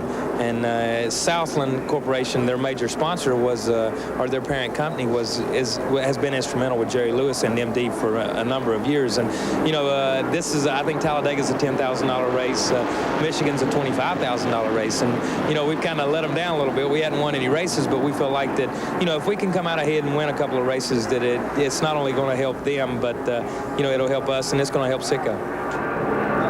So that's the story from Kyle Petty, as he is very much in contention for this race on the lead lap. The yellow has come out because of more debris on the racetrack. Let's go to Dick Berggren. And Dick Berggren right now is in Davey Allison's pit, and he and everybody else is waiting for Davey to come in for his pit stop. He is not the first one in. Most everybody else has beaten Davey Allison on the pit road. Here is Davey finally. The crew zooms over to change tires. This is a crew that's taken a rough rap for their pit stop. They had a tough time at Daytona. They've had a tough time in general doing pit stops. They really want to do these things well, and right now is when it counts. Davey Allison, 4-tire change, fuel. Davey Allison in, he had been your leader. Joey Knuckles, crew chief, on the left front, tightening it up.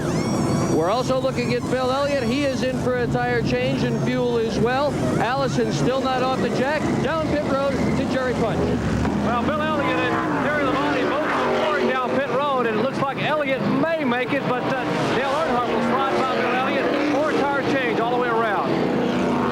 Earnhardt, Wallace, Elliott, Labonte, Davey Allison, Bobby Hill, and that's how they came out of the pit area.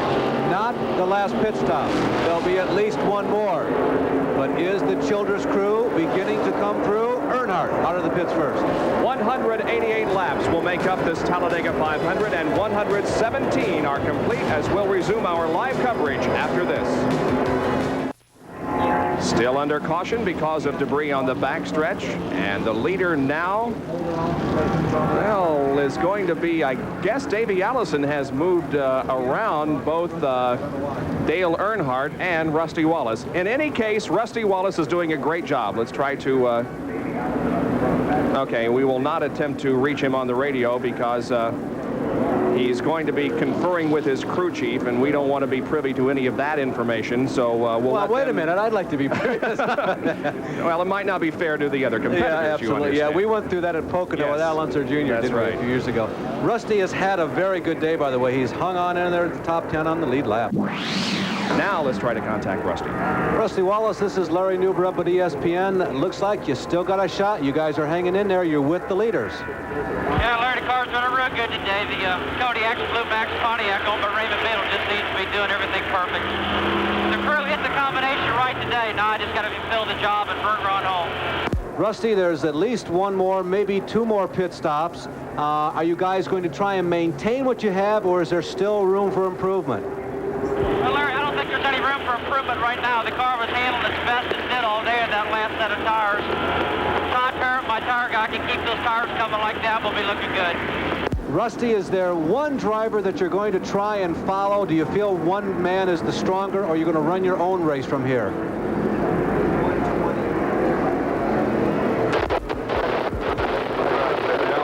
Radio breakup has occurred, so we won't be able to give you the answer to that question. We'll instead have to watch to see how things go. Anyway, the drivers have been given the signal one more lap to go, so next time by, we'll receive the green flag and go back to racing, and that will be on lap number 120. So Dale Earnhardt is a leader. I don't know why Davey Allison moved ahead of Earnhardt and Wallace there for just a moment. He was not the first car out of the pit area and therefore should not be the leader.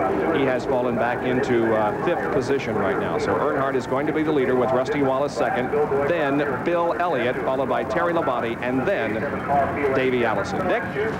Well, I'm with Dave Allison's pit. He is all the way at the far end of pit road, and that is proving to be a disadvantage for him. See, what happens here is Davey has to get out of the gas and slow down a whole lot to come into his pit. And what happened last time was, as he was doing that, about 10 cars just blew right by him on the way to their pit. As a result, they were also able to beat Davey out of pit road. Now, they selected this particular pit position because it has an opening, it's near the garage, and they wanted to have plenty of room to accelerate down pit road. But it's hurting them today. We have at least one more pit stop to go, very likely as many as two more pit stops to go, and these guys are at a disadvantage just because of where they're pitting. Bob, I think the window has expanded. They should be able to make one more pit stop. We're completing lap number 120 this time. If you go 35 laps, you should be able to go 38. That's going to put you up to 155, and that's 33 laps from the end. Everybody should be able to make it on one more, but they all have to stop at least one more for sure, as Dick said. The race is back under green at lap 120.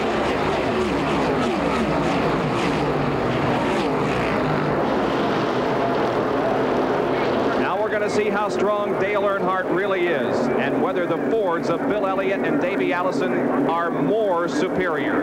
There is Elliott rather, moving to the inside, and let's see if he makes a pass on Rusty Wallace and Earnhardt. He's by Wallace. They go into the 33-degree banking of turn number 3, and Elliott has second position, at least for the moment, although Rusty is right alongside. Davey Allison also right there behind Rusty and Terry Labonte.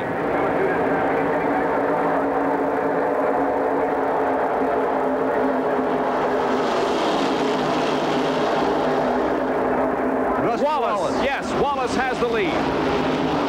That gives us our 13th lead change among 9 drivers.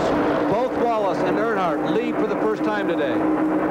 Look at this, 2 abreast racing. Elliott, a little bit squirrely in turn number 2. Settles down, though. Here they come down the backstretch. It's Earnhardt. Who can push whom the furthest, the farthest, the fastest? Kyle Petty also showing some muscle there behind all of this. There is Kyle on the low side of the racetrack. Below, Lake Speed. Davey Allison encouraging Dale Earnhardt along. Bill Elliott pushing Rusty Wallace, and Terry Labonte trying to pick a hole. Which lane is the faster? Oh, it was too close to call. I think Wallace will get credit for leading that lap also, but it was close with Earnhardt. Rusty washes high. Look at Elliott. Elliott low side passes. Rusty, though, hanging right in there. Look at this great competition. Down the backstretch, Davey Allison is right on the back bumper of Bill Elliott. And now Allison goes for it on the low side. Look, oh, they almost touch. Unbelievable. Allison has the lead. Kyle Petty is coming on the low side. Too good to talk about. Boy, we got to settle down. We're still 68 laps away from the end of this race.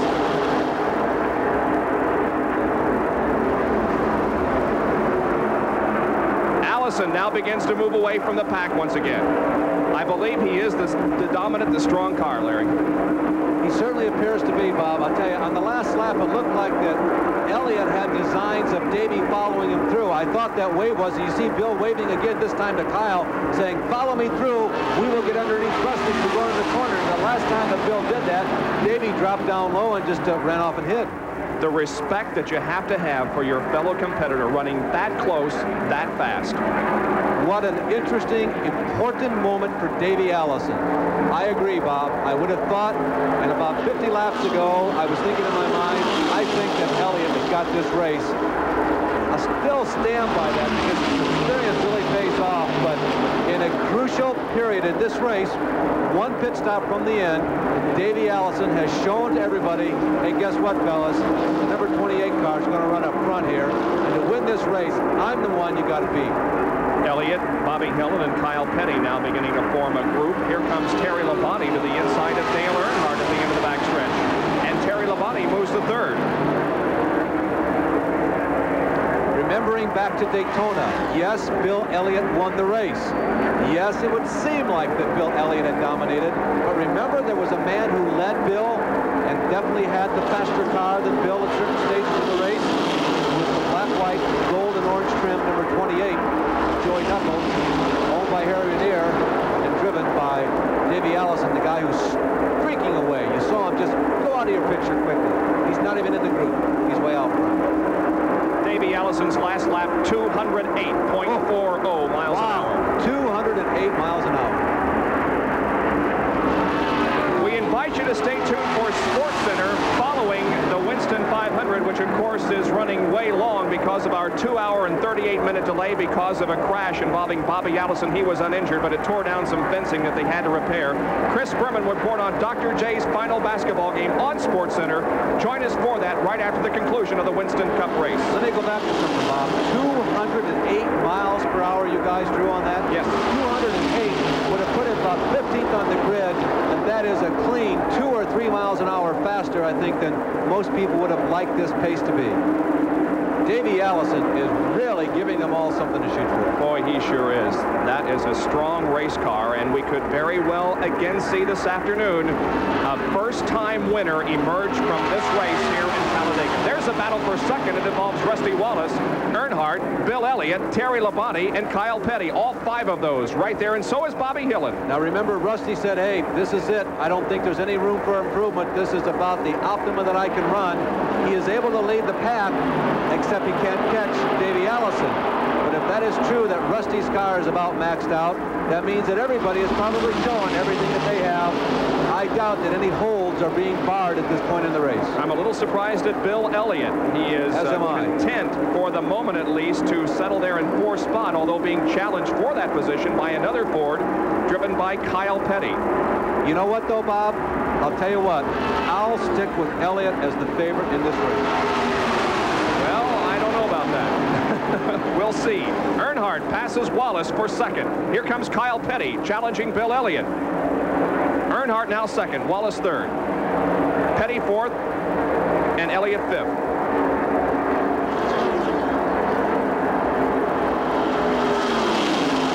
Just one quick comment about Dale Earnhardt. He's had 4 consecutive wins, and that ties a record. Nobody has ever won 5 races in a row except Richard Petty back in the previous era of NASCAR. That last lap by Davey was even faster, 208.7 miles an hour. All right, 128 laps completed. We are 60 from the end of this race. It's time for us to get your predictions on who's going to win. Now, you people at home make your decision as who's going to win this race. We'll tell you who we think is going to win. Dick Bergeron, who? Davey Allison. This is a racetrack for upsets, and right now, Bob, the way Allison is working, the way he's running, this is a very cohesive crew today. Davey Allison's my man right now. Bill Elliott giving some hand signals to Terry Labonte as they come through the tri-oval. Here is Dr. Jerry Punch with his prediction. Well, it'll be hard to argue with Davey Allison as possibly the guy to beat, but I'm in the Elliott pit, and I'm just not sure what Bill Elliott's doing. Let's find out. Come on, let's check with Ernie Elliott here, who's watching Bill. And Ernie, is Bill showing pretty much what he's got, or is there possibly a problem with the car? It's just way too tight. We just can't run to the power that tight. Well, the car is just too start pushing coming out of the corner. Maybe if they get a pit stop, as Larry Newber mentioned, that final fuel stop, maybe they can make a chassis adjustment, and we will possibly see Elliott make a move toward the front. Well, maybe the car is loosening up a little right now because he's challenging Dale Earnhardt for that second position. He's on the low side of the racetrack as they come down the stripe. Let's see who wins this battle for second. Oh, Earnhardt by just a nose. Bob, your pick. I was going to ask you first. Bill Elliott. I've gone on record already. Okay, I think Davey Allison can win this race, unless, of course, something happens mechanically, but I think he has the car, and I think he has the ability to win this Winston 500. It has ballooned to 5 seconds. It's been ballooning at about a rate of 3/4 of a second a lap. And the pace even faster, 207.9. He's still in the 207 range, but each lap, it seems, he moves up a couple of tenths of a mile an hour. There he is, Davey Allison from nearby Hueytown, Alabama. Let's cite the other strong runners. We're going to time Davey this time as we follow him around. Remember, it takes about 45, 46 seconds. Bobby Hillin Jr., Kyle Petty are still on the late lap and threatening for the top 5, thundering around Talladega. Hillin Jr. and Kyle Petty have had strong days.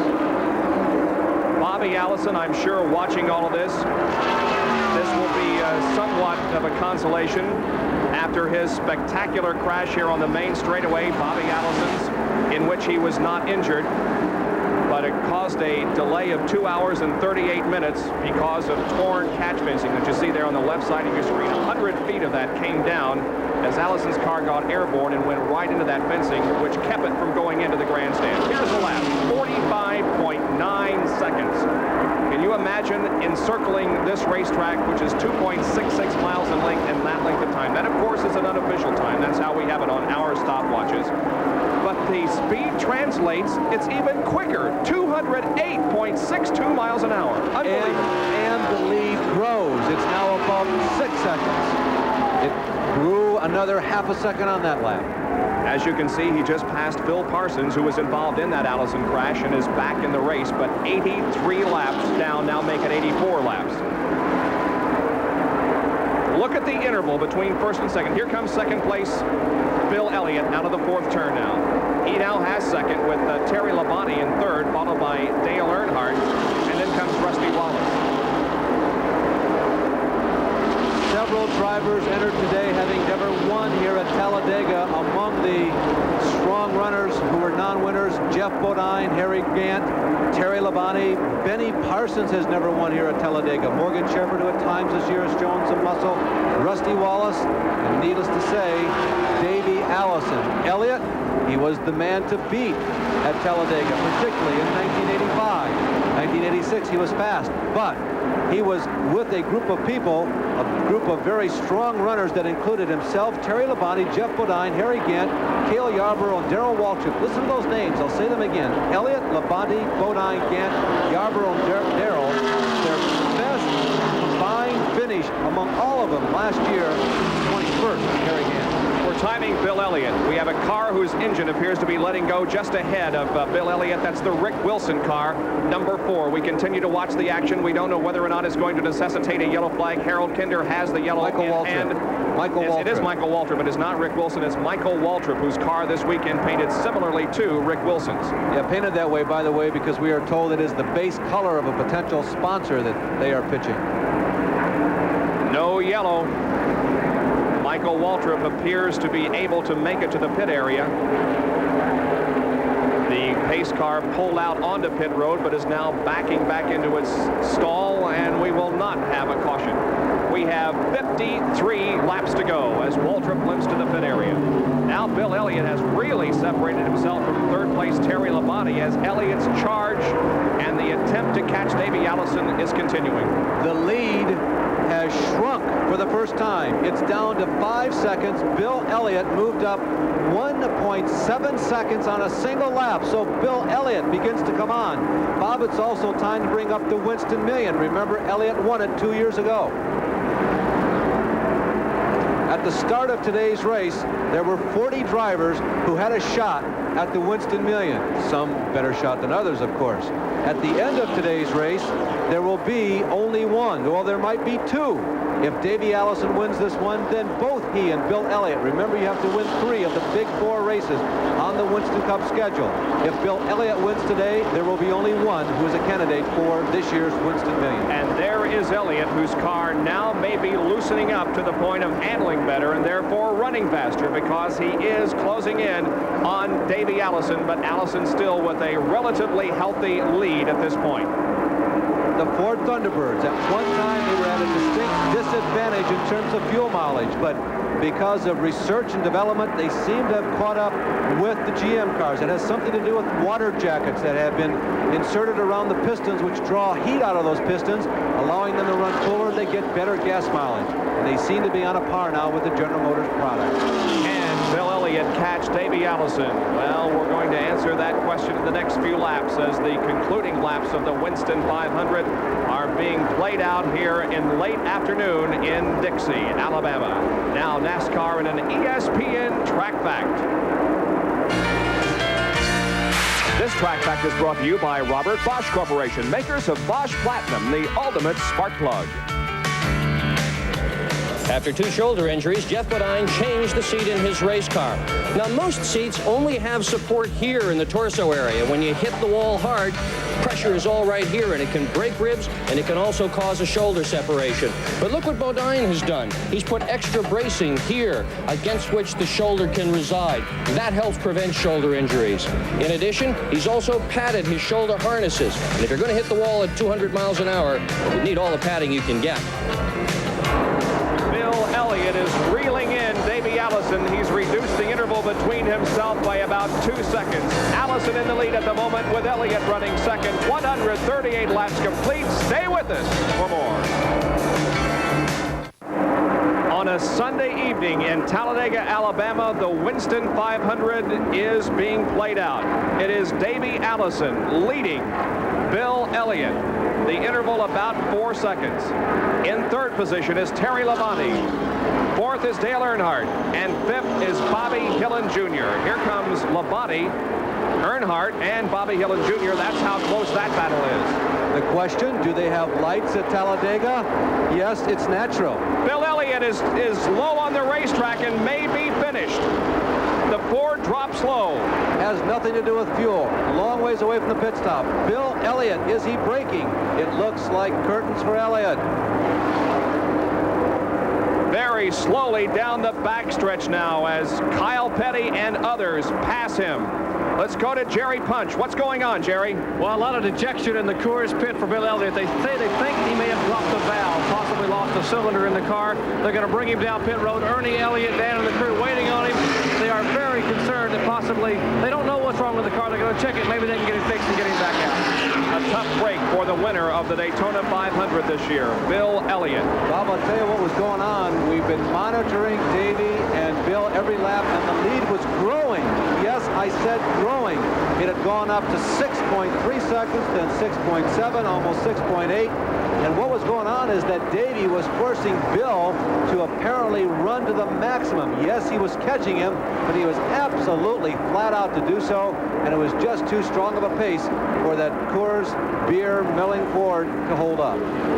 He stays out there, but the car is definitely not up to its speed, and Bill Elliott is apparently not going to win this Winston 500. And suddenly, Davey Allison is a clear-cut favorite. We're late in the race. Nobody now, save for Bill Elliott, before this moment, had shown the ability to run with Davey Allison. Only Terry Labonte, and that was several laps ago, and right now, Terry is nowhere in sight. There is Allison moving down the back stretch into turn number 3 once again.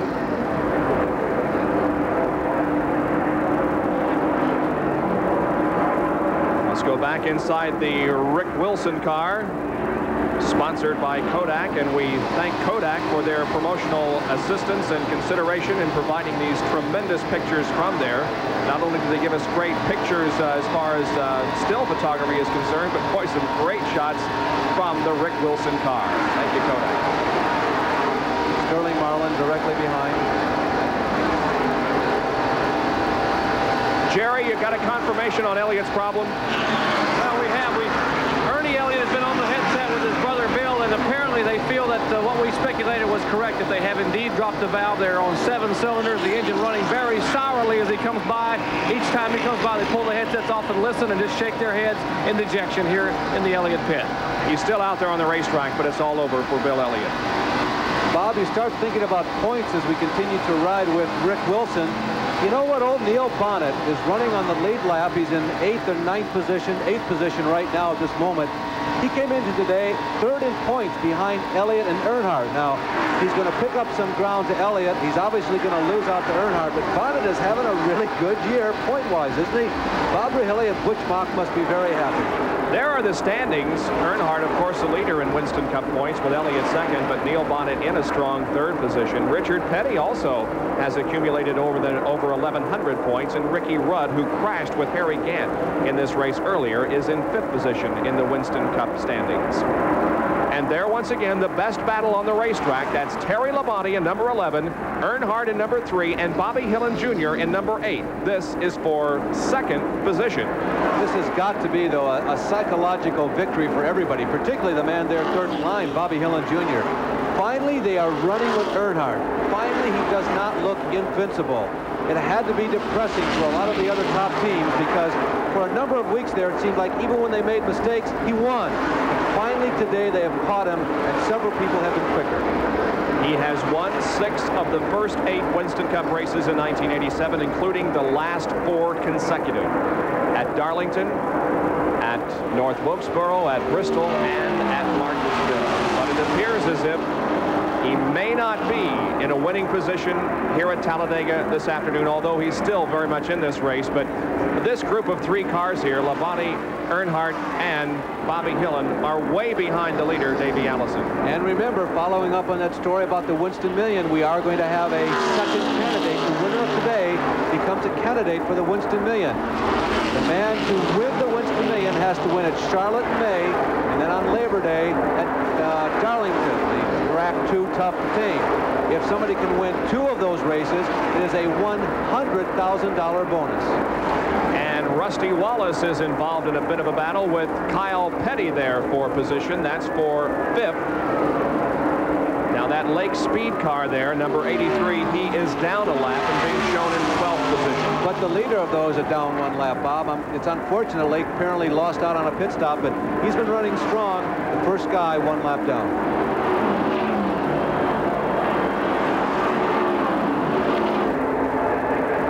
So the evening is drawing nigh, although we still have maybe an hour and a half of sunlight left. We're definitely going to be able to finish this race, and we thank you for staying with us throughout this very long afternoon of auto racing here on ESPN. We'll be right back.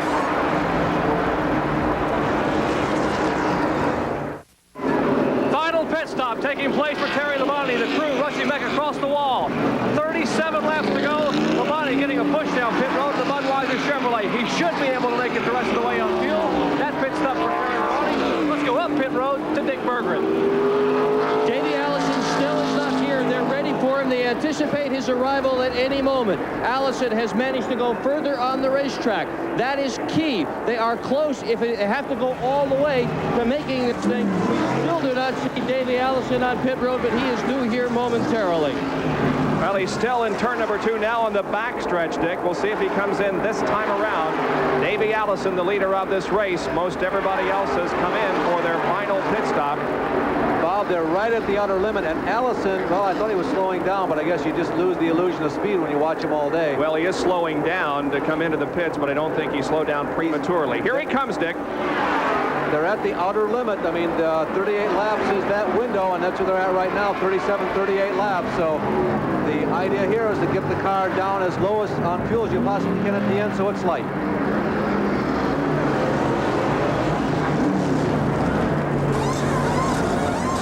The crew goes to work, led by Joey Knuckles. They change rubber on the right side of the race car. That's Joey leading the task force there on the right front tire. Let's see if he moves around to the left side.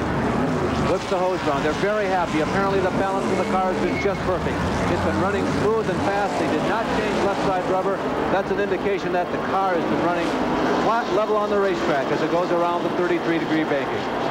17-second pit stop for Davey Allison. They should now be able to go to the rest of the way to the checkered flag. It might be Davey Allison in victory lane here, or it could be one of about 6 or 7 other cars and drivers that are still on the lead lap. He got out significantly ahead of Terry Labonte. The two of them have made their final pit stops, and Davey has what amounts to a half-a-mile lead on Terry Labonte. He is exiting the backstretch, and right now Labonte is entering it. And there is Bill Elliott, whose car is being pushed behind the pit wall. Well, Bill Elliott's getting pushed behind the pit wall. We'll try to get a quick comment with Bill if we can, as he's still in the car, going along the side here in the Coors Ford. Well, we're here with him. Bill, what happened out there to the car, Bill? I don't really know. I think it dropped the valve. Looked like you really had a good shot at it. Might have been you and Davey Allison as the two strongest cars in the field. I don't feel like I got to beat Davey. Davey was running too good. Is there anybody that can handle him at all now? Oh, not a soul. Well, that sums it up right there. It looks like it's going to be Davey's afternoon. Bill Elliott. All right, thank you, Jerry, and thank you, Bill, for taking time out to talk with us. I know that sentiments aren't too good at this time, but there will be better days for Bill Elliott, we know. So Bill thinks that nobody can touch Davey Allison, that if his car holds together, Davey Allison is going to win his very first Winston Cup race. Will he? We'll stay with us, and we'll answer that question now this break. NASCAR, celebrating 50 years in auto racing from 1948 to 1998. Welcome back to our NASCAR Marathon as we greet you from Daytona, USA, the ultimate motorsports attraction.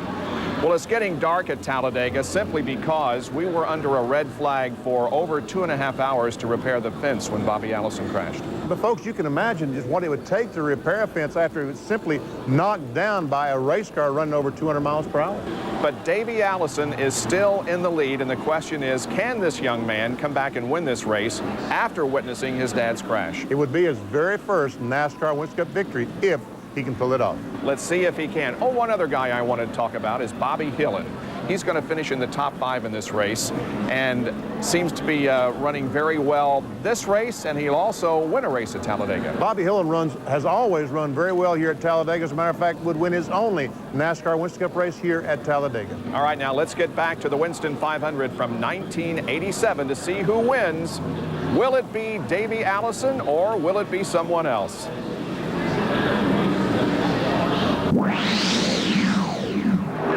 Well, according to the pit crew at Davey Allison's bunch, they are rock solid to go all the way.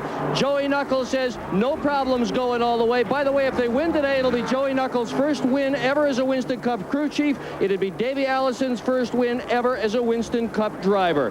This pit crew is very tense right now. They are anticipating their first victory. Very interesting situation. Davey Allison headed for Winston Cup win number 1. Joey Knuckles as crew chief headed for Winston Cup win number 1. Bobby Allison had a brush with, well, fate. Yeah, it was really scary. His accident here in the tri-oval about 20 laps into this race. The car airborne, going upside down in the catch fencing. The car never really going over, but the bottom part of the race car hit the catch fencing. It went back onto the racetrack, spun around several times, was hit by a couple of cars. Bobby Allison climbed out okay. A couple of spectators were injured with flying debris. They've been taken to a hospital, but hopefully no serious injuries to those spectators. It did cause a red flag for more than 2.5 hours. Joey has been with the team for quite some time. He's got a lot of years of experience in races won with Cale Yarborough, but it is a big moment when you're the man in charge and you finally get your first win. Jerry is right now down in the pits with another update about the King. Well, Richard Petty overcome by fumes in the car. Earlier in an early lap accident, he had the cooler in the rear end come out of the car, and so they've been having trouble keeping grease in the rear end. They had fumes coming up in the car. He literally was overcome with it. You see he's okay, just getting a cold froth, a little bit of oxygen there on the ground. They have put Greg Sachs in the car as Richard Petty now getting some help from the paramedics and safety crews here at the Alabama International Motor Speedway. Well, it's a warm and humid evening here in Alabama. And Eastern time, it's approaching 7:30. We still have 30 laps to go in this race. Allison completes lap number 159. By the way, Darrell Waltrip has been lapped in car number 17. There are now 9 cars on the lead lap. Let's go back down to the pit area. Richard Petty sitting up now. Richard, paramedics have got some cold cloths on him, trying to get. Richard, are you all right? Are you okay, Richard? Yeah, I got gassed up. What happened when we blew that tire after Bobby wrecked, knocked all the inner panels out from under the rear end of it, and all the exhaust is coming up in the car. And I told him, I wasn't tired. I was drunk. I couldn't tell where I was at, so I got dizzy. I'm all right. Well, that's what happens with carbon monoxide from beneath the car. You just simply go to sleep, and so he was getting sleepy. They got him out of the car as a safety move, and now they put Greg Sachs in the machine. But the King still hangs in there after all of these years. And there is Greg Sachs in the Richard Petty car as Davey Allison has gone underneath and put another lap on that machine. Remember that Richard, there you see Richard's car, the old faithful number 43 with Greg Sachs now behind the wheel. Richard finished second at Bristol on another ESPN televised race earlier this year. Greg Sachs, the man originally from Mattituck, Long Island in New York, who had that surprise victory in the Firecracker 400 in July down in Daytona 2 years ago, is substituting for Richard Petty. This is Davey Allison's 6th Winston Cup race of the year. And his 13th career start. Let's go back down to Dick Berggren, who is with a very nervous individual. Dick? Well, I am with Deborah Allison. Deborah, how do you feel at this moment? Very nervous. That's what they said on top. What are you thinking at this point? What's going through your mind? I'm trying not to get too excited, but I just hope he can do it. I just hope he stays out front. But you've been here before when your husband has won at Talladega. You've been here before when Davey has won at Talladega. I was here when he won the ARCA race, but this is just great. I mean, this is just so much better. Crash in turn 2. We've got a problem in turn 2. A car sliding to the bottom of the racetrack. I believe that's Ken Reagan, is it not? Yeah, Kenny Reagan, number 77, did not see it develop. There was some claim as the car was coming down the banking. Apparently, it has snuffed out. Now, the interesting move here is, if there is a move by everybody, will everybody pit? Will people try to make last-minute adjustments in an effort to catch Davey Allison? Will Davey come in? Are they completely happy? Have they saved one set of tires? We have seen many Winston Cup races won at this very moment.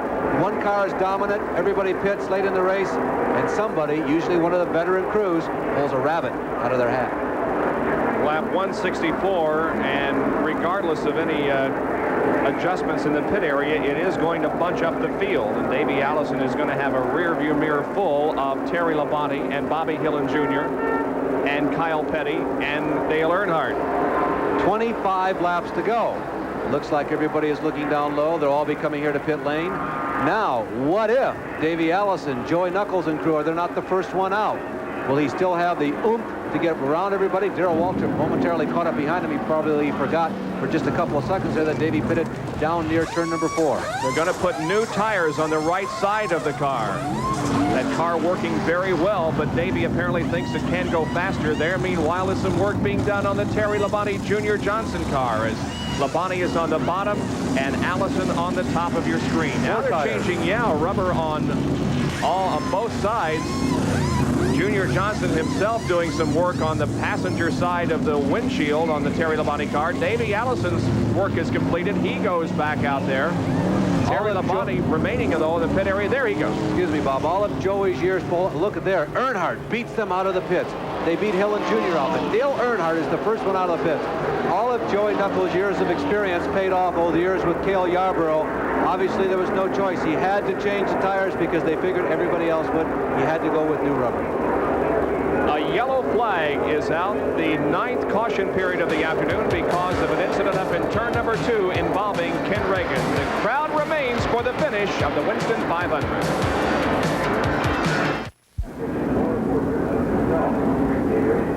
Back at Talladega for the Winston 500.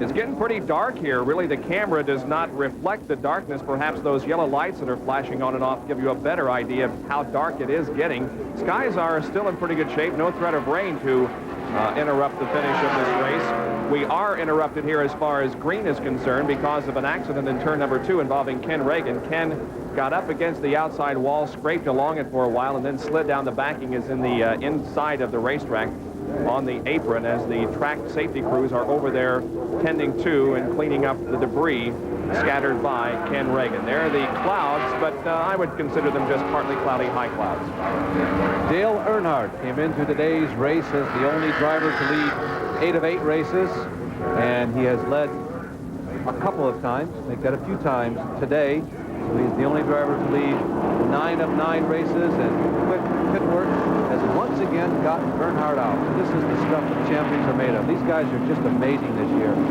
Without a doubt, Dale has not been the fastest car today. I mean, it's been bad enough when he's been the fastest car because Richard Childress and crew get him out in front of everybody else anyway, and now they're still turning the trick. They get him out of the pits here with inside of 30 laps to go, about 25 laps to go, make that 23 laps to go, and he is up front again. Let's give you the 9 cars that are on the lead lap. Earnhardt, Davey Allison, then the number 27 car, Rusty Wallace, Bobby Killen Jr., Terry Labonte, Kyle Petty, Neil Bonnet, Dave Marcus, and Ken Schrader. A lap down in 10th position is Morgan Shepherd, then Lake Speed, Benny Parsons, and Darrell Waltrip. Those are the top 13, 9 on the lead lap. Also coming into today's race, or should I say this evening's race, Earnhardt had 148 points more than he had in 1986 at this time. Bill Elliott had 193 points more. He has not been able to keep up with the pace, but Dale Earnhardt has. Can Dale Earnhardt substantially add to that total? We'll be back to let you know.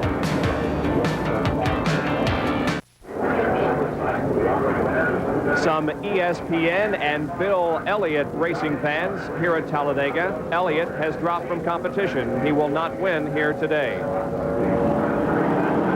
Well, NASCAR, we understand, has just announced that in 10 more laps this race will end, and that is because, I assume, of darkness. It will be 10 laps from the point of the green flag. It is getting rather dark here, but we're only 21 laps away from the official finish of the race, but they say in 10 green laps, and it will be ending. Boy, that really does scramble everybody's mind just a bit, because Davey Allison was sitting back there thinking, hey, I know I've had the superior car today. I've got 20 laps. I can take my time. In 10 laps, you don't have to rush it, but you can't take your time either. You got to attack right away. And then the question becomes for people like Terry Labonte and Rusty Wallace is right now in third. As we're looking at Kenny Reagan, remember Kenny Reagan had a serious back injury. He broke his back in a motor crash a couple of years ago. But back to the leaders, has somebody gotten one of those magic set of tires? And will a car that has not been the superior machine today suddenly emerge? Could it be Kyle Petty? Earnhardt now comes out of the pits on the pole. Neil Bonnet has remained on the lead lap. So is Kenny Schrader. They're still having trouble keeping that front end taped down. And Dave Marcus tenaciously held on to the lead lap. Bobby Hillin Jr., the cars in the lead lap will be on the outside row. One more lap and we'll go back to green, and then 10 green laps and this race will come to an end. That's Dale Earnhardt on the high side. Now, in case you're wondering, everybody's got radio, so NASCAR's checked with all the crews, made a special effort to get to everybody and say, tell your driver, when we go green, 10 laps, everybody knows exactly what the situation is. And that will be 10 laps, not necessarily 10 green laps, but when the green flag drops, 10 laps from that point and the race will be over, even if we have a caution. So you can bet that Davey Allison is going to be going to the front in case there is another accident or something that would cause a yellow to come out for those remaining laps.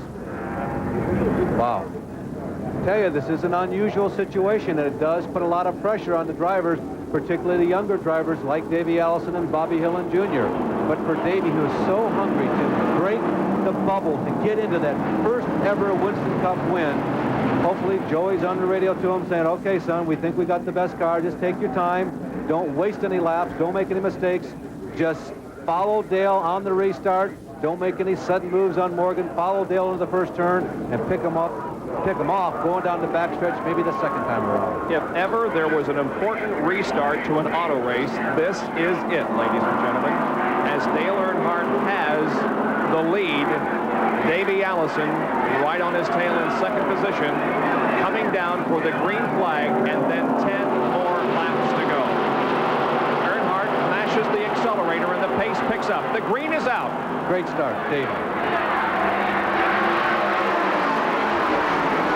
Allison right on the rear bumper of Dale Earnhardt as they go into one. Let's see when and if Davey makes a move. He's looking high in turns 1 and 2. Earnhardt also drifts high. Off the second corner, down the flat backstretch at Talladega, Allison makes the move to the inside. He's got him. Allison goes into the lead. Is Allison quick today or not? Now, all Davey's got to do, Rusty moving up to challenge Dale Earnhardt. All Davey's got to do, he's got the machine. Just get out front, Davey. Grab yourself about 10 car lengths and enjoy the racing behind you. 9 laps to go. Bobby Hillin Jr. Bobby Hillin Jr. has moved into third. Now he pressured Earnhardt for second. Bobby Hillin Jr. running right alongside Terry Labonte. Okay, let's get an update on the condition of Ken Reagan, who crashed over in turn 2. Nick? Bob, I've just left the infield care center where they say he has a possible broken leg. Other than that, he is just fine. He is alert. He is talking to everybody. Possible broken leg, only extent of injury on Ken Reagan. Terry Labonte moves into second position. Earnhardt back to third. But now Davey begins to open up the advantage just a little bit. That's Bobby Hillin Jr. in fourth. Kyle Petty is another car on the lead lap. He's in double file right now. That's Kyle on the low side. You see the red on the hood. That's him trying to get around lap traffic. Lake Speed is in there. Lake's still running strong, but he's a lap down.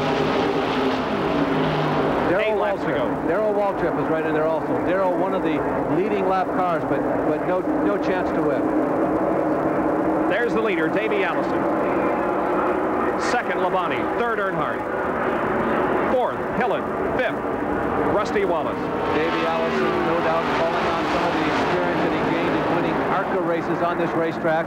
Takes that, well, you want to call it a Neil Bonnet line or a Grant Adcox line down the backstretch, snaking down the back straightaway, making sure that nobody is gaining that unfair advantage, picking up on the wind that Davey is breaking. Davey is saying to everybody behind him, hey guys, do your own work. I'm out here all by myself. I'm trying to win this race. I don't want your help. I don't want to give any of mine to you. 7 laps to go. 207.90, the pace set by Davey Allison as he leaves everybody in his trail. Davey has finished in the top 10 twice this year. He finished 9th at Rockingham and 5th at Atlanta. This could be his very first Winston Cup win. There's the battle for second. 4 cars involved. Allison, his best 85 finish, 10th here at Talladega. His best 86 finish, 7th here at Talladega. His best 87 finish, not determined yet. Allison crosses the stripe. 6 to go. Attention begins to focus to the jockeying for second. What a terrific race this would be for the win if it weren't for Davey. Earnhardt does not have the strongest car in that group, but he is an outstanding motor racing driver. Dale Earnhardt is tremendous. He is carrying this car. Not that it's limping, but right now Wallace and Terry Labonte are faster, and it looks like Bobby Hillin Jr. is also faster. Remember, Bobby is so good on this racetrack. Earnhardt with the weaker car, but because of deft driving and picking just the right spots in the racetrack, he remains a potential for runner-up. Earnhardt's streak may be ending here this afternoon. He's won 4 consecutive Winston Cup races. He's third right now and being challenged heavily by Bobby Hillin Jr. There are 5 laps to go around this 2.66-mile racetrack that has provided just about everything you could expect in auto racing for us this afternoon. And there's a great ARCA race that was run here yesterday that will be on ESPN May 23rd. We want to urge you to watch that race. Earnhardt gesturing to Bobby Hillin Jr. behind him. Don't know exactly what it was. It did not look like, hey, come follow me. Not a Crispin St. Peter move. 2, 3, 4, 5, and 6 right here. They're all following Davey Allison. Here he comes through the tri-oval once again. There are 4 laps to go in the Winston 500. The crowd is cheering Davey Allison as he flashes by the start-finish line. Terry Labonte, his best finish in 1987 so far, a man that many people felt would be the favorite to win this year's championship, has been a 4th so far this year. Traditionally, Terry has known how to finish up front in all the Winston Cup races. Traditionally, Kyle Petty going high. Traditionally, Junior Johnson's cars the finish. That's why everybody thought he must have the inside track to the championship. They didn't count on Dale Earnhardt being bulletproof. Earnhardt was a little squirrely, it appeared, up in turns 1 and 2 on the last lap around. He's carrying the car, Bob. I think that Dale is really working hard. 3 more laps to go. Allison still in command of this race. But a tremendous battle involving Terry Labonte, Dale Earnhardt, Bobby Hillin Jr., Kyle Petty, and Rusty Wallace for 2nd through 6th position. Now at this moment, everybody's 2nd, 3rd, 4th on back. They have to begin to position themselves. Look at Kyle. Kyle, I think, is doing just that. He made the same move on this lap that he made the last lap. But they all have to start calculating. Now, Terry hasn't given up on winning yet, but it's beginning to look a long ways away. There's Kyle going to the inside of Hillin. But each of them has to decide, where do I want to be on the last lap? Don't count out Rusty Wallace. He still definitely has a shot at the runner-up spot. And now there are just 2 more laps to go. The interval between 1st and 2nd is closing. Labonte is catching Davey Allison. We could have a contest for the lead, let alone 2nd place. I sense that Davey is being extra special careful, Bob. He has a 2-lap advantage. He can get out of the throttle by maybe a 1/16 of an inch. That's probably stretching it, but Davey can cool it just a bit. Maybe this is a veteran-type move. This is an experienced-type move. Maybe. Let's see. There you see Bobby Hillin and Rusty Wallace running side by side in turns 3 and 4 coming through. Here comes a white flag from Harold Kinder. When he crosses the stripe, 2.66, there it is. 35 degrees, miles to go. His wife hoping that Davey can hang on for 1 more lap. And Joey Knuckles, the young crew chief on this car, may be winning his first Winston Cup event ever. No conversation. Joey just looking down, checking the stopwatch, checking the chart. He's making sure they've done everything right. Anything to keep your mind off of the emotion. Davey Allison, a half a lap to go. Let's watch and see if Davey Allison can win the Winston 500. He's in turns 3 and 4. He's on to the tri-oval, a short straightaway connecting turn 4 and the dog leg here in front of the grandstand. He's a few feet away from the checkered flag. There it is. Davey Allison wins. Terry Labonte finishes 2nd. And Dale Earnhardt finished 4th. He was passed by the number 21 car of Kyle Petty as they came down. So Kyle Petty picks up 3rd and Earnhardt drops to 4th. Then Bobby Hillin Jr. and Rusty Wallace. The sweetest victories are the first-time winners. What is it about Talladega that produces these first-time winners? The high sign from Dale Earnhardt. He leaned out the window and gave the okay sign to Davey. Said, young man, you drove yourself one heck of a race. There's Joey Knuckles receiving the congratulations from the people in the pits. And the spectators are cheering Davey Allison as he has his hand in the air. Davey Allison has had a shot at a couple of other races this year. He's had a couple of crashes that he's had to survive. He's been fast every time out. They opened everybody's eyes when they debuted with a rookie driver at Daytona. They qualified on the front row. He has a pole already in 1987, and now he has a win. Davey Allison has qualified for the 2 special races in NASCAR for 1987, and he has put his name into the record books along with his father.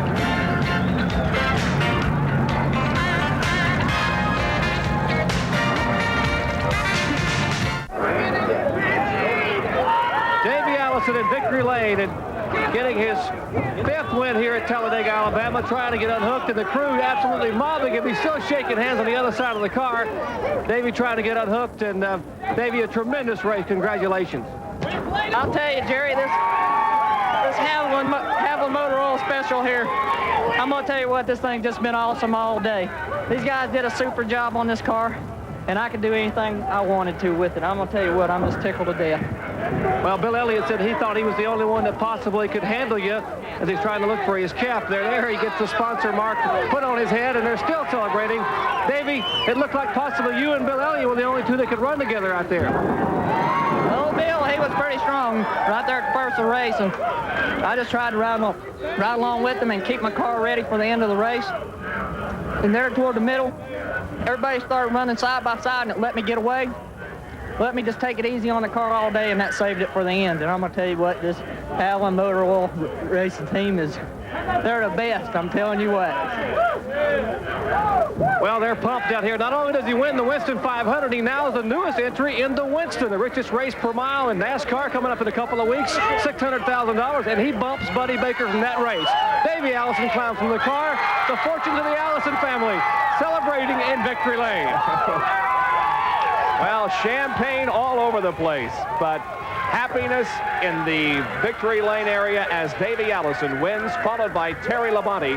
Kyle Petty was 3rd, Dale Earnhardt was 4th, and Bobby Hillin Jr. finished in 5th position. Just a tremendous race here this afternoon at Talladega. Our congratulations again to Davey Allison. For Larry Newberg, Dick Bergman, and Jerry Punch, this is Bob Jenkins. So long, everyone. Well,